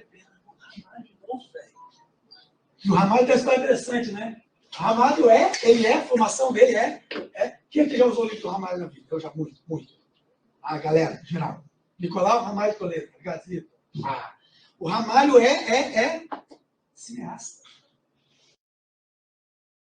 Sabe da história do Ramalho? Não? Professor de cursinho, desce. Aspirante a professor de cursinho, porque ele era aluno da Poli, largou a Poli para fazer documentário dos anos 70, 80, mas dava umas aulas, e ele tinha uma boa oratória, ele convencia bem, e ele começou a juntar questões, fazer umas apostilinhas, que depois virou um livro do Ramalho, reconhecido como o Halliday do ensino médio. Grande bosta do Halliday do ensino médio. Desculpe o termo.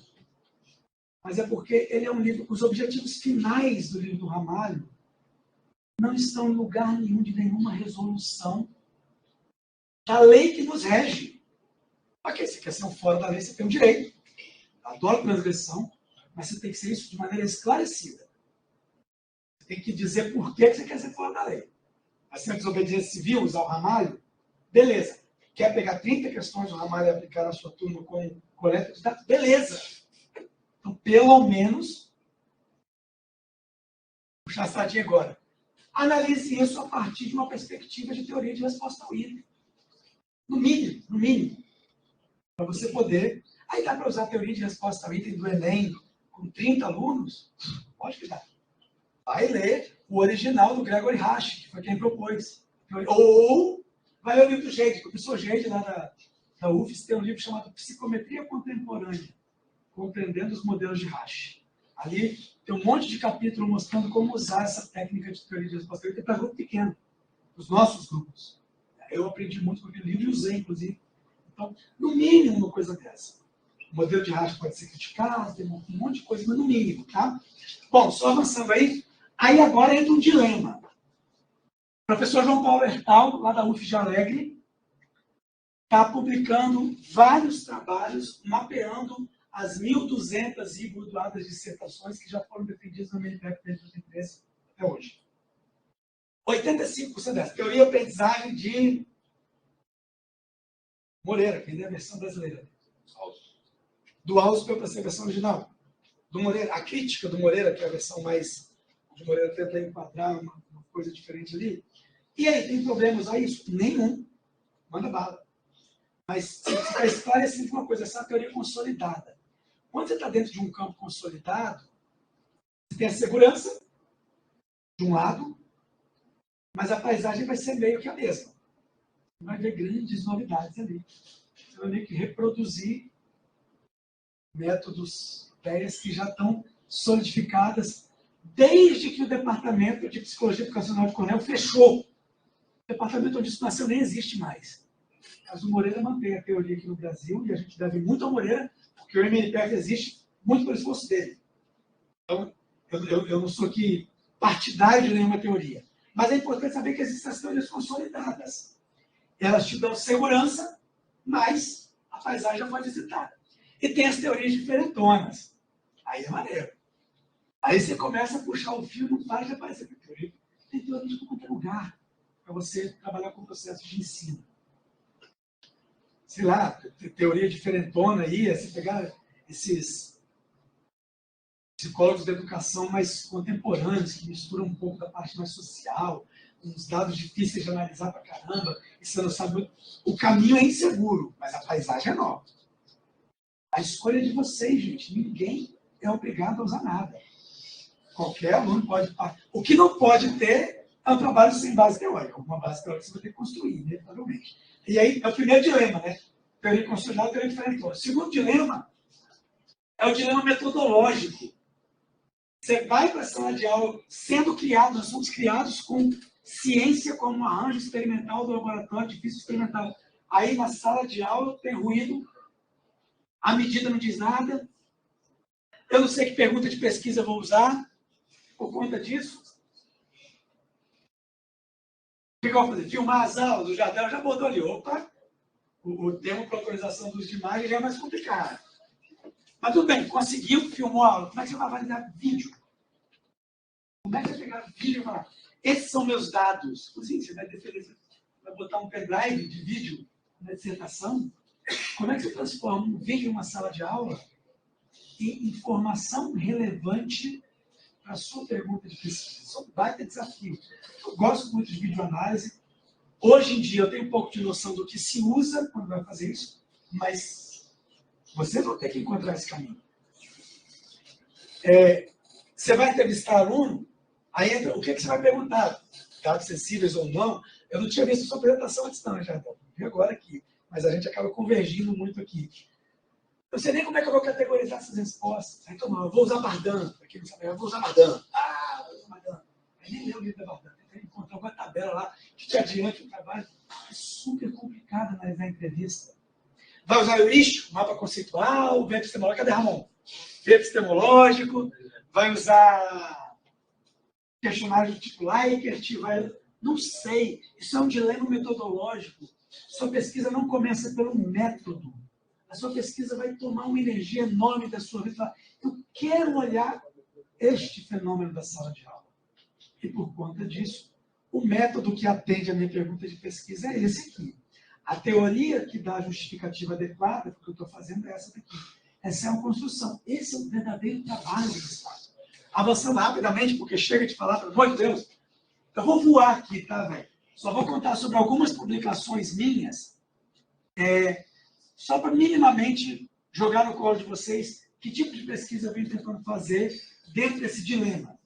Esse foi o meu primeiro artigo publicado, em 2013. O Enem soltou uma questão em 2013, dizendo que tinha uma garrafa com 3 furos, mas que quando a garrafa estava fechada, a água não vazava. Eu bati o olho na questão e falei, nem ferrando, só existe uma altura na qual a pressão externa e a pressão interna se equilibram.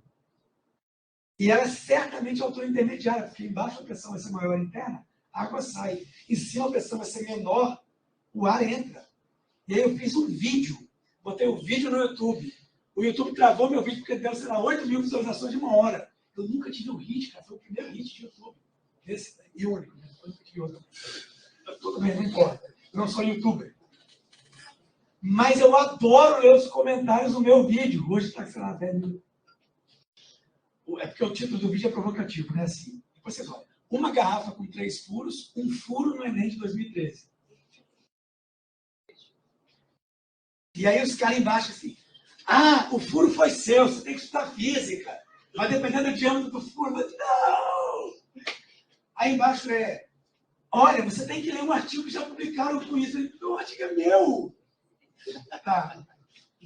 Você está precisando, vem direito aí. Aí o outro fala, nossa, era água, achei que era mangueira. Eu falei, minha nossa senhora. Tem todo tipo de comentário lá. Eu nunca respondi nenhum comentário e nem vou. Mas é quase que a gente entender como é que a ciência dialoga com a sociedade. É um diálogo meio agressivo, assim, quando você bota a cara a tapa. É meio maluco isso. Mas esse foi o meu primeiro trabalho. Está no Caderno Brasileiro de Ensino de Física. Pode, por favor, passar à frente. Está aí à disposição, quem quiser. Um outro trabalho que eu publiquei depois foi a minha dissertação de mestrado. Eu trabalhei com acústica na minha dissertação de mestrado.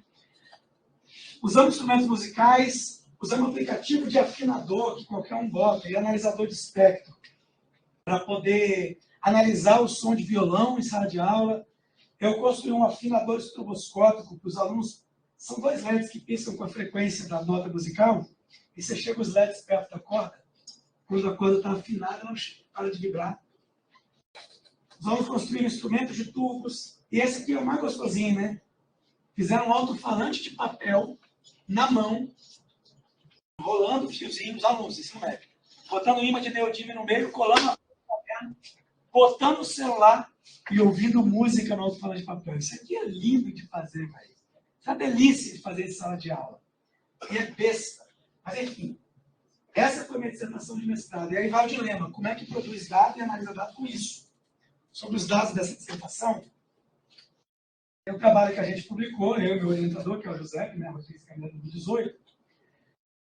Eu coletei dados de um monte de jeito, porque eu não sabia direito como é que ia analisar. Um deles foi, os alunos faziam um mapa mental, que era uma coisa mais assim, totalmente livre, com desenho, palavra, o que eles quisessem. E aí eu fiz uma nuvem de palavras entre antes e depois, era uma turma só que eu estava usando, analisando ali a inclusão de elementos do discurso científico na nuvem de palavras. Além disso, os alunos tinham uma prova de 15 questões de física, só que em vez de eu pegar simplesmente as notas, eu fiz uma modelagem hash, usando teoria de resposta ao item para essas notas, identificando não a nota do aluno, mas o traço latente de habilidade, do mesmo jeito que o Enem faz. Esse aqui tem um pacote no R, para quem está vendo Cookie R, que roda isso de maneira muito fácil, depois que você aprende a usar o pacote. Mas em cada questão das 15, os alunos declaravam se eles estavam muito seguros para fazer, se eles tinham alguma dúvida, mas conseguiam fazer, ou se eles não tinham nem ideia e iam chutar. E aí a gente começa a ver no processo de aplicação dessa sequência um aumento, claro, também foi testado com estatística não paramétrica, então isso tem significância estatística. Mas não vem ao caso, visualmente você vê. Um aumento enorme do estou seguro para poder fazer as questões e uma diminuição do acho que vou chutar. Em cada questão tinha 3 emoticons só, que era muito seguro, mais ou menos inseguro. Isso fez parte da análise. Entendeu? Além disso, eu propunha a esses alunos 34 frasezinhas. Frase incompleta. E os alunos tinham que relacionar essas frases naquilo que eles achavam que fazia sentido. As semifrases eram assim. A gente está falando de corda de violão, então eu vou dar um aqui. De um lado tinha um box ali escrito maior densidade linear. Em algum lugar tem um box escrito maior frequência e menor frequência. A relação causal numa corda de violão é que se a tensão é a mesma para todas as cordas, aquela corda mais pesada, de maior densidade linear, vibra com menor frequência. Então, uma ligação desse tipo, cara, os dados são tipo assim, 542 ligações. Todas elas foram analisadas não só por mim, mas por 2 outros colegas, para julgar se elas eram cientificamente aceitas ou se elas eram equívocas. Além disso, os boxes tiveram conteúdo tirado e a gente construiu uma rede semântica da quantidade de conexões antes e depois do processo, para tentar avaliar o que acontecia com essas conexões aí. Aí, isso aqui vem um pouco da minha influência da ideia de redes complexas, que é uma outra conversa que a gente pode fazer um dia, para tentar ver se as relações de causa e efeito, elas aumentam a complexidade da estrutura de saber, de alguma forma. E aí tem uma coisa maravilhosa, tem nada a ver, elas são variáveis praticamente independentes. No próximo slide eu vou mostrar. Depois eu peguei praticamente todas essas variáveis e eu rodei uma análise de componentes principais. E quando você vê aqui, ó, as conexões que são válidas na rede, elas praticamente determinam a segunda dimensão e as medidas estruturais da rede praticamente determinam a primeira dimensão. Não quer dizer que uma rede mais complexamente conectada indica maior número de conexões válidas para os alunos. O que acontece aqui é que elas são praticamente linearmente independentes, mas o número de conexões válidas na rede e a habilidade que a teoria do resposta ao item na prova mostrava são variáveis muito colineares, indicando que a teoria de resposta também tem um bom termômetro para predizer se o aluno vai fazer relações mais cientificamente aceitas ou não. E aí, em frente, a última coisa que eu fiz, essa aqui é muito rápida, juntei a rede de todo mundo para fazer uma rede semântica coletiva na turma e avaliei as conexões que são mais fortes, mais grossas aqui, quer dizer, muitas pessoas fizeram a mesma conexão, e as fininhas, quer dizer, idiosincrasia, só a pessoa fez aquela conexão. E aí, como eu tinha tabela de todas as conexões cientificamente aceitas ou não, as conexões idiosincráticas entre as alternativas erradas, né, e aceitas se mantiveram praticamente as mesmas. Mas as conexões coletivas diminuíram as concepções alternativas e aumentaram as concepções cientificamente aceitas, indicando que para o grupo, o social, aquela galera, aquilo que todo mundo concorda está caminhando para uma linguagem um pouco mais científica. Esses são resultados. Velho, isso me tomou, assim, óbvio, muito tempo do mestrado até construir essa técnica de análise, mas que depois acabou gerando um artigo que ainda está aí, está na roda, quem quiser depois dar uma olhada, fique à vontade, tá bom? Vou voar agora também nos outros. Trabalhos mais recentes, usar o computador Raspberry Pi para fazer uma mesa de filme quadro a quadro, tá ligado? Filme stop motion. E usar o stop motion para modelar fenômenos físicos. Esse é um trabalho que a gente fez depois do mestrado, eu estava falando do mestrado, eu comecei a fazer esse trabalho, está publicado também. Isso aqui já tem a ver com o meu doutorado, que tem a ver com aquela ideia de redes semânticas, e aí para quem conhece um pouquinho de didática, isso é muito na perspectiva do Yves Chevallard, onde o processo didático acontece envolvendo o conhecimento dos estudantes e o professor. A relação entre conhecimento e professor é chamada de relação epistêmica. A relação entre professores e alunos é chamada de relação social. E a relação entre alunos e conhecimento é uma relação psicológica, o triângulo de Chevallard. E aí esse é o proxy, está publicado também, quem quiser depois ler, onde eu não só uso as redes semânticas do mestrado, mas eu também uso as redes sociais para tentar dizer que relação elas têm. Só para falar brevemente dos resultados disso, o que essa pesquisa mostrou para a gente é que numa sala de aula a gente tem pares que são mais fortemente ligados, né? Eu e o Gibão há 30 anos, eu e o Wilson há 25 anos, eu e o Robinho há 15 anos, eu e o Marcelo há 10 anos. A gente é mais fortemente ligados, mas eu e você não é tão fortemente ligado. E aí, nas redes semânticas, os pares que são mais fortemente ligados, eles têm muitas concordâncias com os temas da sala de aula. Não necessariamente com os temas fora da sala de aula. Os pares que são mais fracamente ligados não têm muita concordância sobre os temas do conhecimento em sala de aula. Isso, na verdade, acabou virando uma coisa na minha tese, porque mostra que a relação interpessoal ela tem um poder, ela tem um papel na produção do que está aqui dentro, das ideias da sala de aula. É lógico que isso todo mundo já sabia, mas digamos que eu tenho oferecido outro tipo de dado para poder defender esse ponto de que as relações sociais são fundamentais na sala de aula. Porque aí não é aquela de, eu sou bigode, sou sócio interacionista. Cada dado para alguma coisa disso. Então, de alguma forma, e olha que nem tem bigode que nesse trabalho. Mas são evidências que mostram que a dimensão social e a dimensão cognitiva estão muito ligadas. Né? E aí, só mais em frente, agora eu vou fazer um resumão. Durante a pandemia, a gente produziu um recente trabalho sobre a sociedade do risco e como isso impacta a educação científica também. Todos esses são trabalhos já publicados à disposição. Tá? Mais recentemente, a gente publicou um trabalho sobre epistemologia freiriana no ensino de física. Mas falava de Carvalho mesmo, Paulo Freire. Está lembrando a frase? Eu nunca lembro do livro de Paulo Freire. Foi um desafio interessante de como usar as ideias de Paulo Freire para pensar na sequência didática de física, de hidrostática, no caso. E aí a ideia é maravilhosa. Isso foi um mestrado que ele enfrentou na UFES. Ele pegou a represa de água que tem em uma cidade muito no norte, perto de Coporanga, mas não é Coporanga. Hã? Não, ainda no Espírito Santo. Porque não, mas é mais para baixo. Mais para baixo. Enfim, não vou lembrar o nome da cidade. Está no artigo. Mas só que a represa tinha uma tensão política. Os moradores não queriam a represa, mas os donos de fazendas queriam a represa, porque obviamente a água é pobre.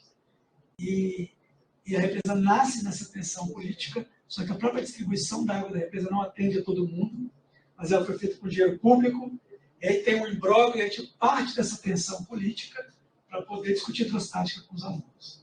E tem esse trabalho que a gente publicou recentemente. Mais recentemente, durante a pandemia, lá na UFES, acho que aqui no IFES também, tiveram as aulas online. E uma das coisas que mais foi desafiadora para a gente, como fazer a disciplina de Física Experimental 1 em casa. Imagina. Os 6 experimentos, né, da Física Experimental 1, a segunda lei de Newton, o pêndulo amortecido, a força elástica, a colisão, o rolamento com atrito e a queda livre com arrasto. Queda não livre, queda com arrasto. São 6 experimentos que se usam em Física Experimental 1 lá na UFES. A gente construiu toda uma adaptação para fazer, para que os alunos pudessem fazer isso em casa com material de baixo custo. Tão baixo quanto menos de R$20. Tudo. E quem ainda não tinha, a universidade dava um apoio financeiro para que pudesse ter. Depois a gente publicou, isso saiu na revista Experiência de Ciências, Física Experimental em Casa, uma forma de enfrentamento à pandemia de Covid-19. Isso aqui é mais recente. Mais recentemente ainda, cadê a menina da acústica? Ela saiu. Enfim, recentemente eu apresentei no ESERA, para quem não sabe o que é o ESERA é o Congresso da Sociedade Europeia de Pesquisa e Educação Científica, é equivalente ao IPEC, aqui no Brasil, só que na Europa. Tem o NAST, nos Estados Unidos, o ESERA na Europa, o IPEC no Brasil.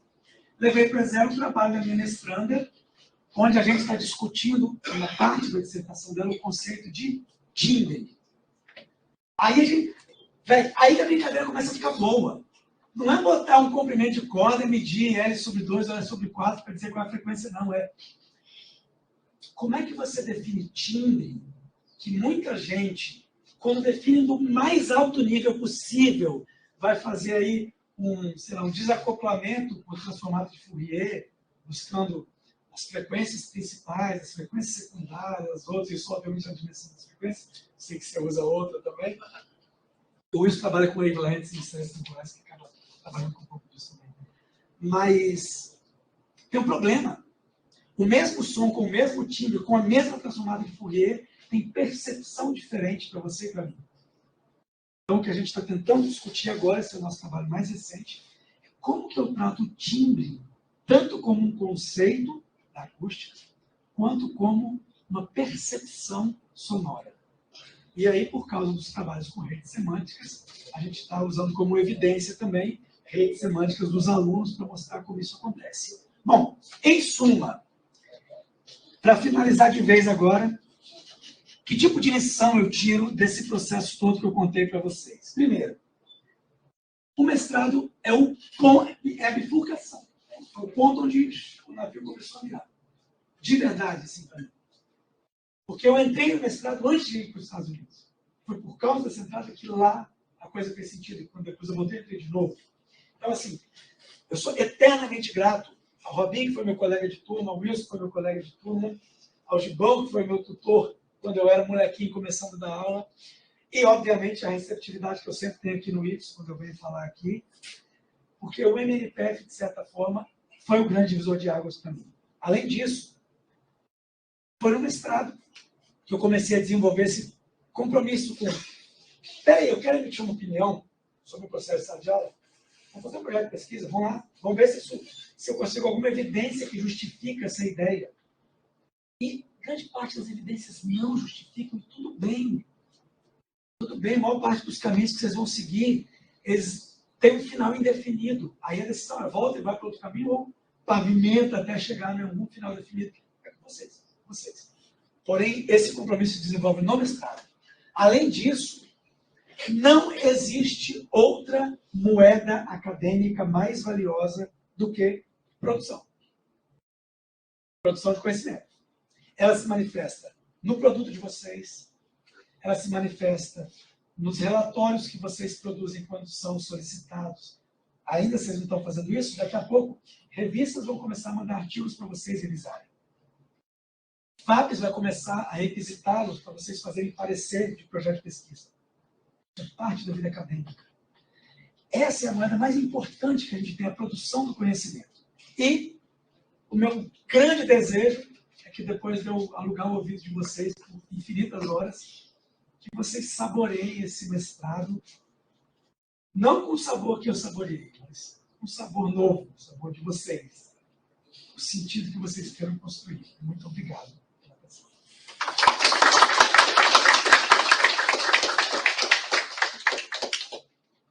Obrigado, professor. Nós temos aí uns 10 minutinhos, se a gente quiser fazer uma interação, alguma pergunta, o professor vai tomar uma água ali, porque deve estar... A garganta deve estar... Secou o pátio. Gibão, estou sentindo que você está querendo fazer uma pergunta aí, professor. Então vamos começar. Pode ser no Gogó. Só um, Hernandes. Diga. Da forma que você viu seu crescimento, eu estava aqui pensando, ficou parecendo que tudo caiu do céu na hora certa. E as pessoas não têm que pensar isso. Você lutou muito para... Essa minha esposa participou do doutorado, pós-doutorado, eu cheguei lá e já fui voluntário. Não. Teve muita luta em cada passo desse caminho. Não foi nada devagar. Então, isso precisa ser... O Gibão tocou num ponto. Eu tirei o slide, Gibão. Eu tinha esse slide, mas eu tirei. Todo mundo aqui tem um currículo vitae. Ninguém apresenta o currículo mortis. Ninguém apresenta o currículo mortis. Eu tinha uns 6 slides para dizer a quantidade de tentativas que não deram em nada. A quantidade, por exemplo, publiquei um artigo em 2013. Eu tive uns 8 rejeitados antes. Esse artigo da Garrafa foi rejeitado antes. Foi publicado na segunda tentativa. E todos os outros que eu ainda não publiquei foram rejeitados. Você só tem muito artigo rejeitado e tem muito artigo submetido. E submeter um artigo, irmão, isso toma sua energia 1, 2 anos. Você naquela ideia fixa ali, velho, todo dia pensando na porcaria. É assim, talvez o Gibão tenha me feito eu me arrepender de ter tirado o slide do currículo mortis. Porque você passar 12 anos dando aula de física sem ter licenciatura, e aí vem a pessoa e fala, você formou onde? Você... Vamos sair? Vamos tomar cerveja? Assim, você ficar se escondendo atrás disso é uma coisa terrível, é muito opressivo, na verdade. E ao mesmo tempo, obviamente, expôs para os Estados Unidos, como se expôs para os Estados Unidos, a gente vai de dinheiro para ir. De dinheiro. Você vai lá morar, essa é boa de falar também. Vocês não têm noção de como o brasileiro mora bem. Mas você tem ideia. Porque mora num kitnet, daqui até ali, que é cama aqui, banheirinho, uma pia aqui, e paga $1.800 por mês, $1.900 de aluguel. São Francisco é a cidade mais cara dos Estados Unidos para se morar. Aí você está num lugar, e eu falei que eu bati a pauta de licença atendeu. Vou botar a parte do currículo mortis. Lá eu tinha falado para procurar a professora Barbara White. Vocês podem procurar o Lattes, o School, a Barbara White. Ela também era uma rainha do ensino de física nos anos 70 e 80. Barbara White nunca nem me respondeu o e-mail. Então, esse monte de tentativas que não dão em nada compõem o nosso currículo mortis.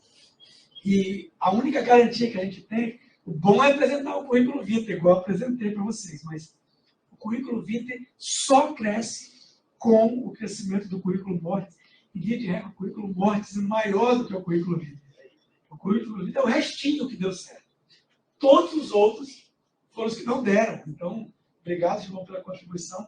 O Gibão me acompanha um pouco. O Gibão foi uma das primeiras professores que foi na casa dos meus pais em Guarapari, quando eu tinha 19 anos de idade, comer peixe frito lá em casa e falar, esse menino aqui, eu vou levar ele para dar aula comigo, não sei o quê, e tal, e tal. Eu tenho uma dívida, obviamente, muito grande com o professor Gibson, que hoje é um colega, que hoje é um parceiro, que está lá tocando o IFES de Guarapari, foi diretor do IFES por muitos anos. Então, eu tenho muito orgulho dessa relação. E é fato, o currículo mortis é sempre enorme, mas aí deixei ele guardadinho e apresento o currículo aqui, com certeza. Mais alguém gostaria de interagir, perguntar, complementar?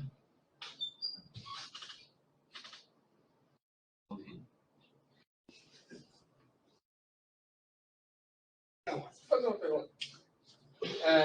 Você falou muito da questão quando você foi para os Estados Unidos, estacionamento de premiação e tudo mais.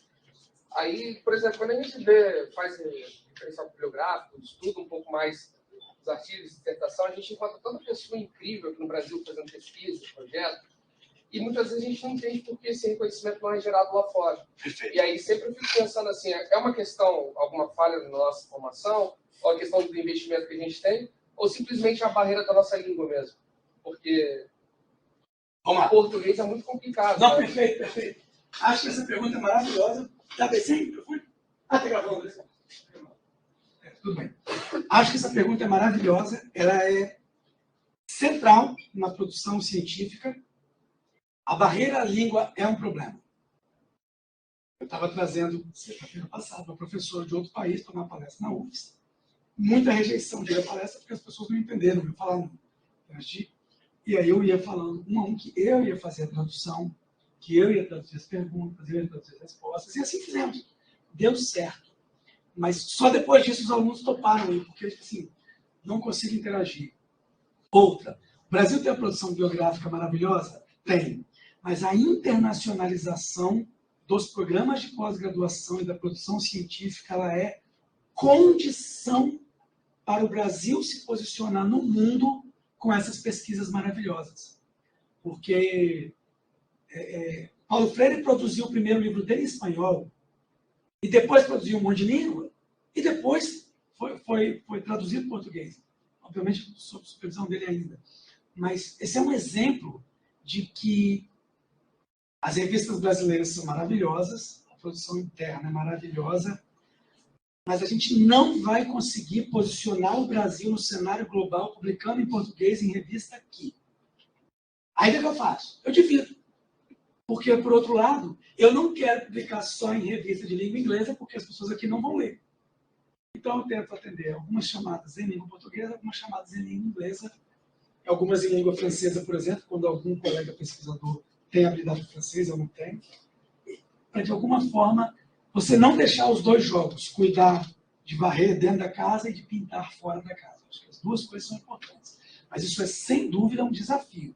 Se vocês avaliarem dois dados, um é, vamos botar em dólar, quantos dólares são investidos por doutor formado nos Estados Unidos e no Brasil? No Brasil é dinheiro direto de imposto. Nos Estados Unidos é dinheiro de projeto de pesquisa. Só que lá, velho, não é esse inferno que é aqui não. Lá o cara te joga $1,5 milhão na mão para você fazer um projeto de pesquisa, ele não vai te pedir uma nota fiscal. Mas se você vai publicar 3 artigos, você vai ter que vir com 3 artigos. Aqui a gente gasta 90% do tempo resolvendo a burocracia do projeto de pesquisa. 3 orçamentos, nota fiscal de todo mundo, não sei o que. O que você comprou? Um cartão de memória para máquina fotográfica. R$70. Além do dinheiro total ser curto, né? Os maiores projetos financiados federais são os CNPq. Aí eles são da ordem de 200, 300 mil reais, quando eles são universais simples, e quando eles são maiores, ainda você consegue agregar e chegar a $1 milhão de reais, dependendo do projeto. Exceto FAPESP, que é a agência do Estado de São Paulo. Ali você tem projeto de 15, 20, 30 milhões de reais, que são chamados CEPID, que são os maiores projetos que tem lá, onde você realmente dá para fazer uma pesquisa global Só que você sabia que a USP tem uma secretaria só para fazer burocracia de projeto? Eu sou parte de um projeto lá ainda. Eu compro um computador para cá, a minha secretaria manda nota. Mas, e aí? Ela falou, não, eu preencho o relatório aqui, eu faço, não tem jeito que acontece no computador. Ó, é uma pessoa contratada. Um pesquisador se ocupar da pesquisa e não se ocupar da burocracia. Essa pessoa geralmente é contadora, porque é um burocrata de formação, ele sabe como... A gente só toma na cabeça, rapaz. Vai preencher na FAPES aqui, vai comprar um telescópio, R$5 mil na FAPES. Você vai ficar 6 meses com dor de cabeça se ele chegar inteiro. E se chegar quebrado, aí você vai ter que, na hora de mandar um invoice para fazer a manutenção, comunicar no seu... Você tem que comprar o que tem também. O que tem, Você não pode o que tem, fora, lógico. Assim. Exato.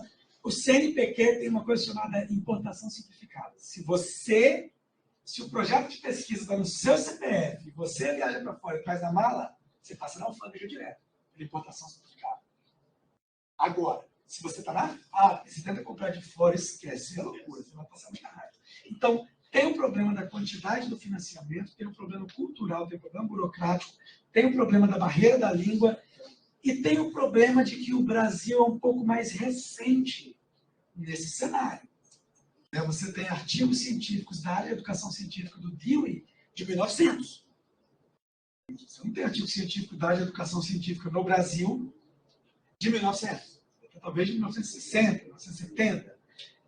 A gente, por ser não só sul global, sul econômico global, que é o Ministério Sul da Austrália, por não sermos desse sul, por sermos desse sul global e por não termos uma instrução em língua inglesa, que hoje é a língua reconhecida como língua global, vira uma barreira.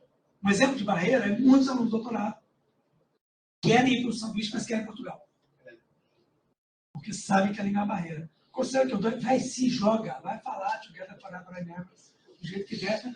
Não, porque de verdade, depois de 4 meses você está falando ao telefone. Porque aí não tem gesto, né? O telefone é só você fala mesmo. Mas você tem que ir lá, tem que viver lá, tem que tomar café da manhã em inglês, e tem que depois, imagina, discutir artigo científico em língua inglesa com a galera de lá. Nós falamos a língua mais falada do mundo. Inglês horrível. Tudo bem. Abracem o inglês horrível e vá para frente. Então, esse é um pensamento que eu tenho. Mas eu não acho que a gente deveria, como perspectiva de ciência no Brasil dos próximos 30 anos, só vou publicar em revista gringa. Não, eu acho que as duas coisas precisam acontecer. Duas coisas. O trabalho da Thaís, que ela veio para ele tem uma versão um pouco diferente, que é onde ela apresenta. A Thaís fez um sintetizador usando o Arduino. O sintetizador tem tem 2, na verdade, potenciômetros que variam a intensidade, a frequência e o timbre. Porque é o sintetizador mais básico que existe. Você pega um chip 555, que é um timer, e você faz o mesmo som que o Atari usava, que o Atari fazia. Na verdade, é um 556, que são 2 555. Né? Só que o chip 555, na época do Atari, quando ele foi lançado, que era o chip militar, depois do Atari, ele custava $1.000. 6 mil reais, 5 mil reais. Hoje ele custa 20 centavos. Você compra, bota no Arduino, e aí ela usou isso. Então, a gente publicou primeiro na revista do professor de física, um trabalho onde ela apresenta o sintetizador e apresenta os primeiros dados dessa ideia de semântica do timbre, e eu levei depois para o Ezera uma análise mais avançada só da parte da semântica do timbre.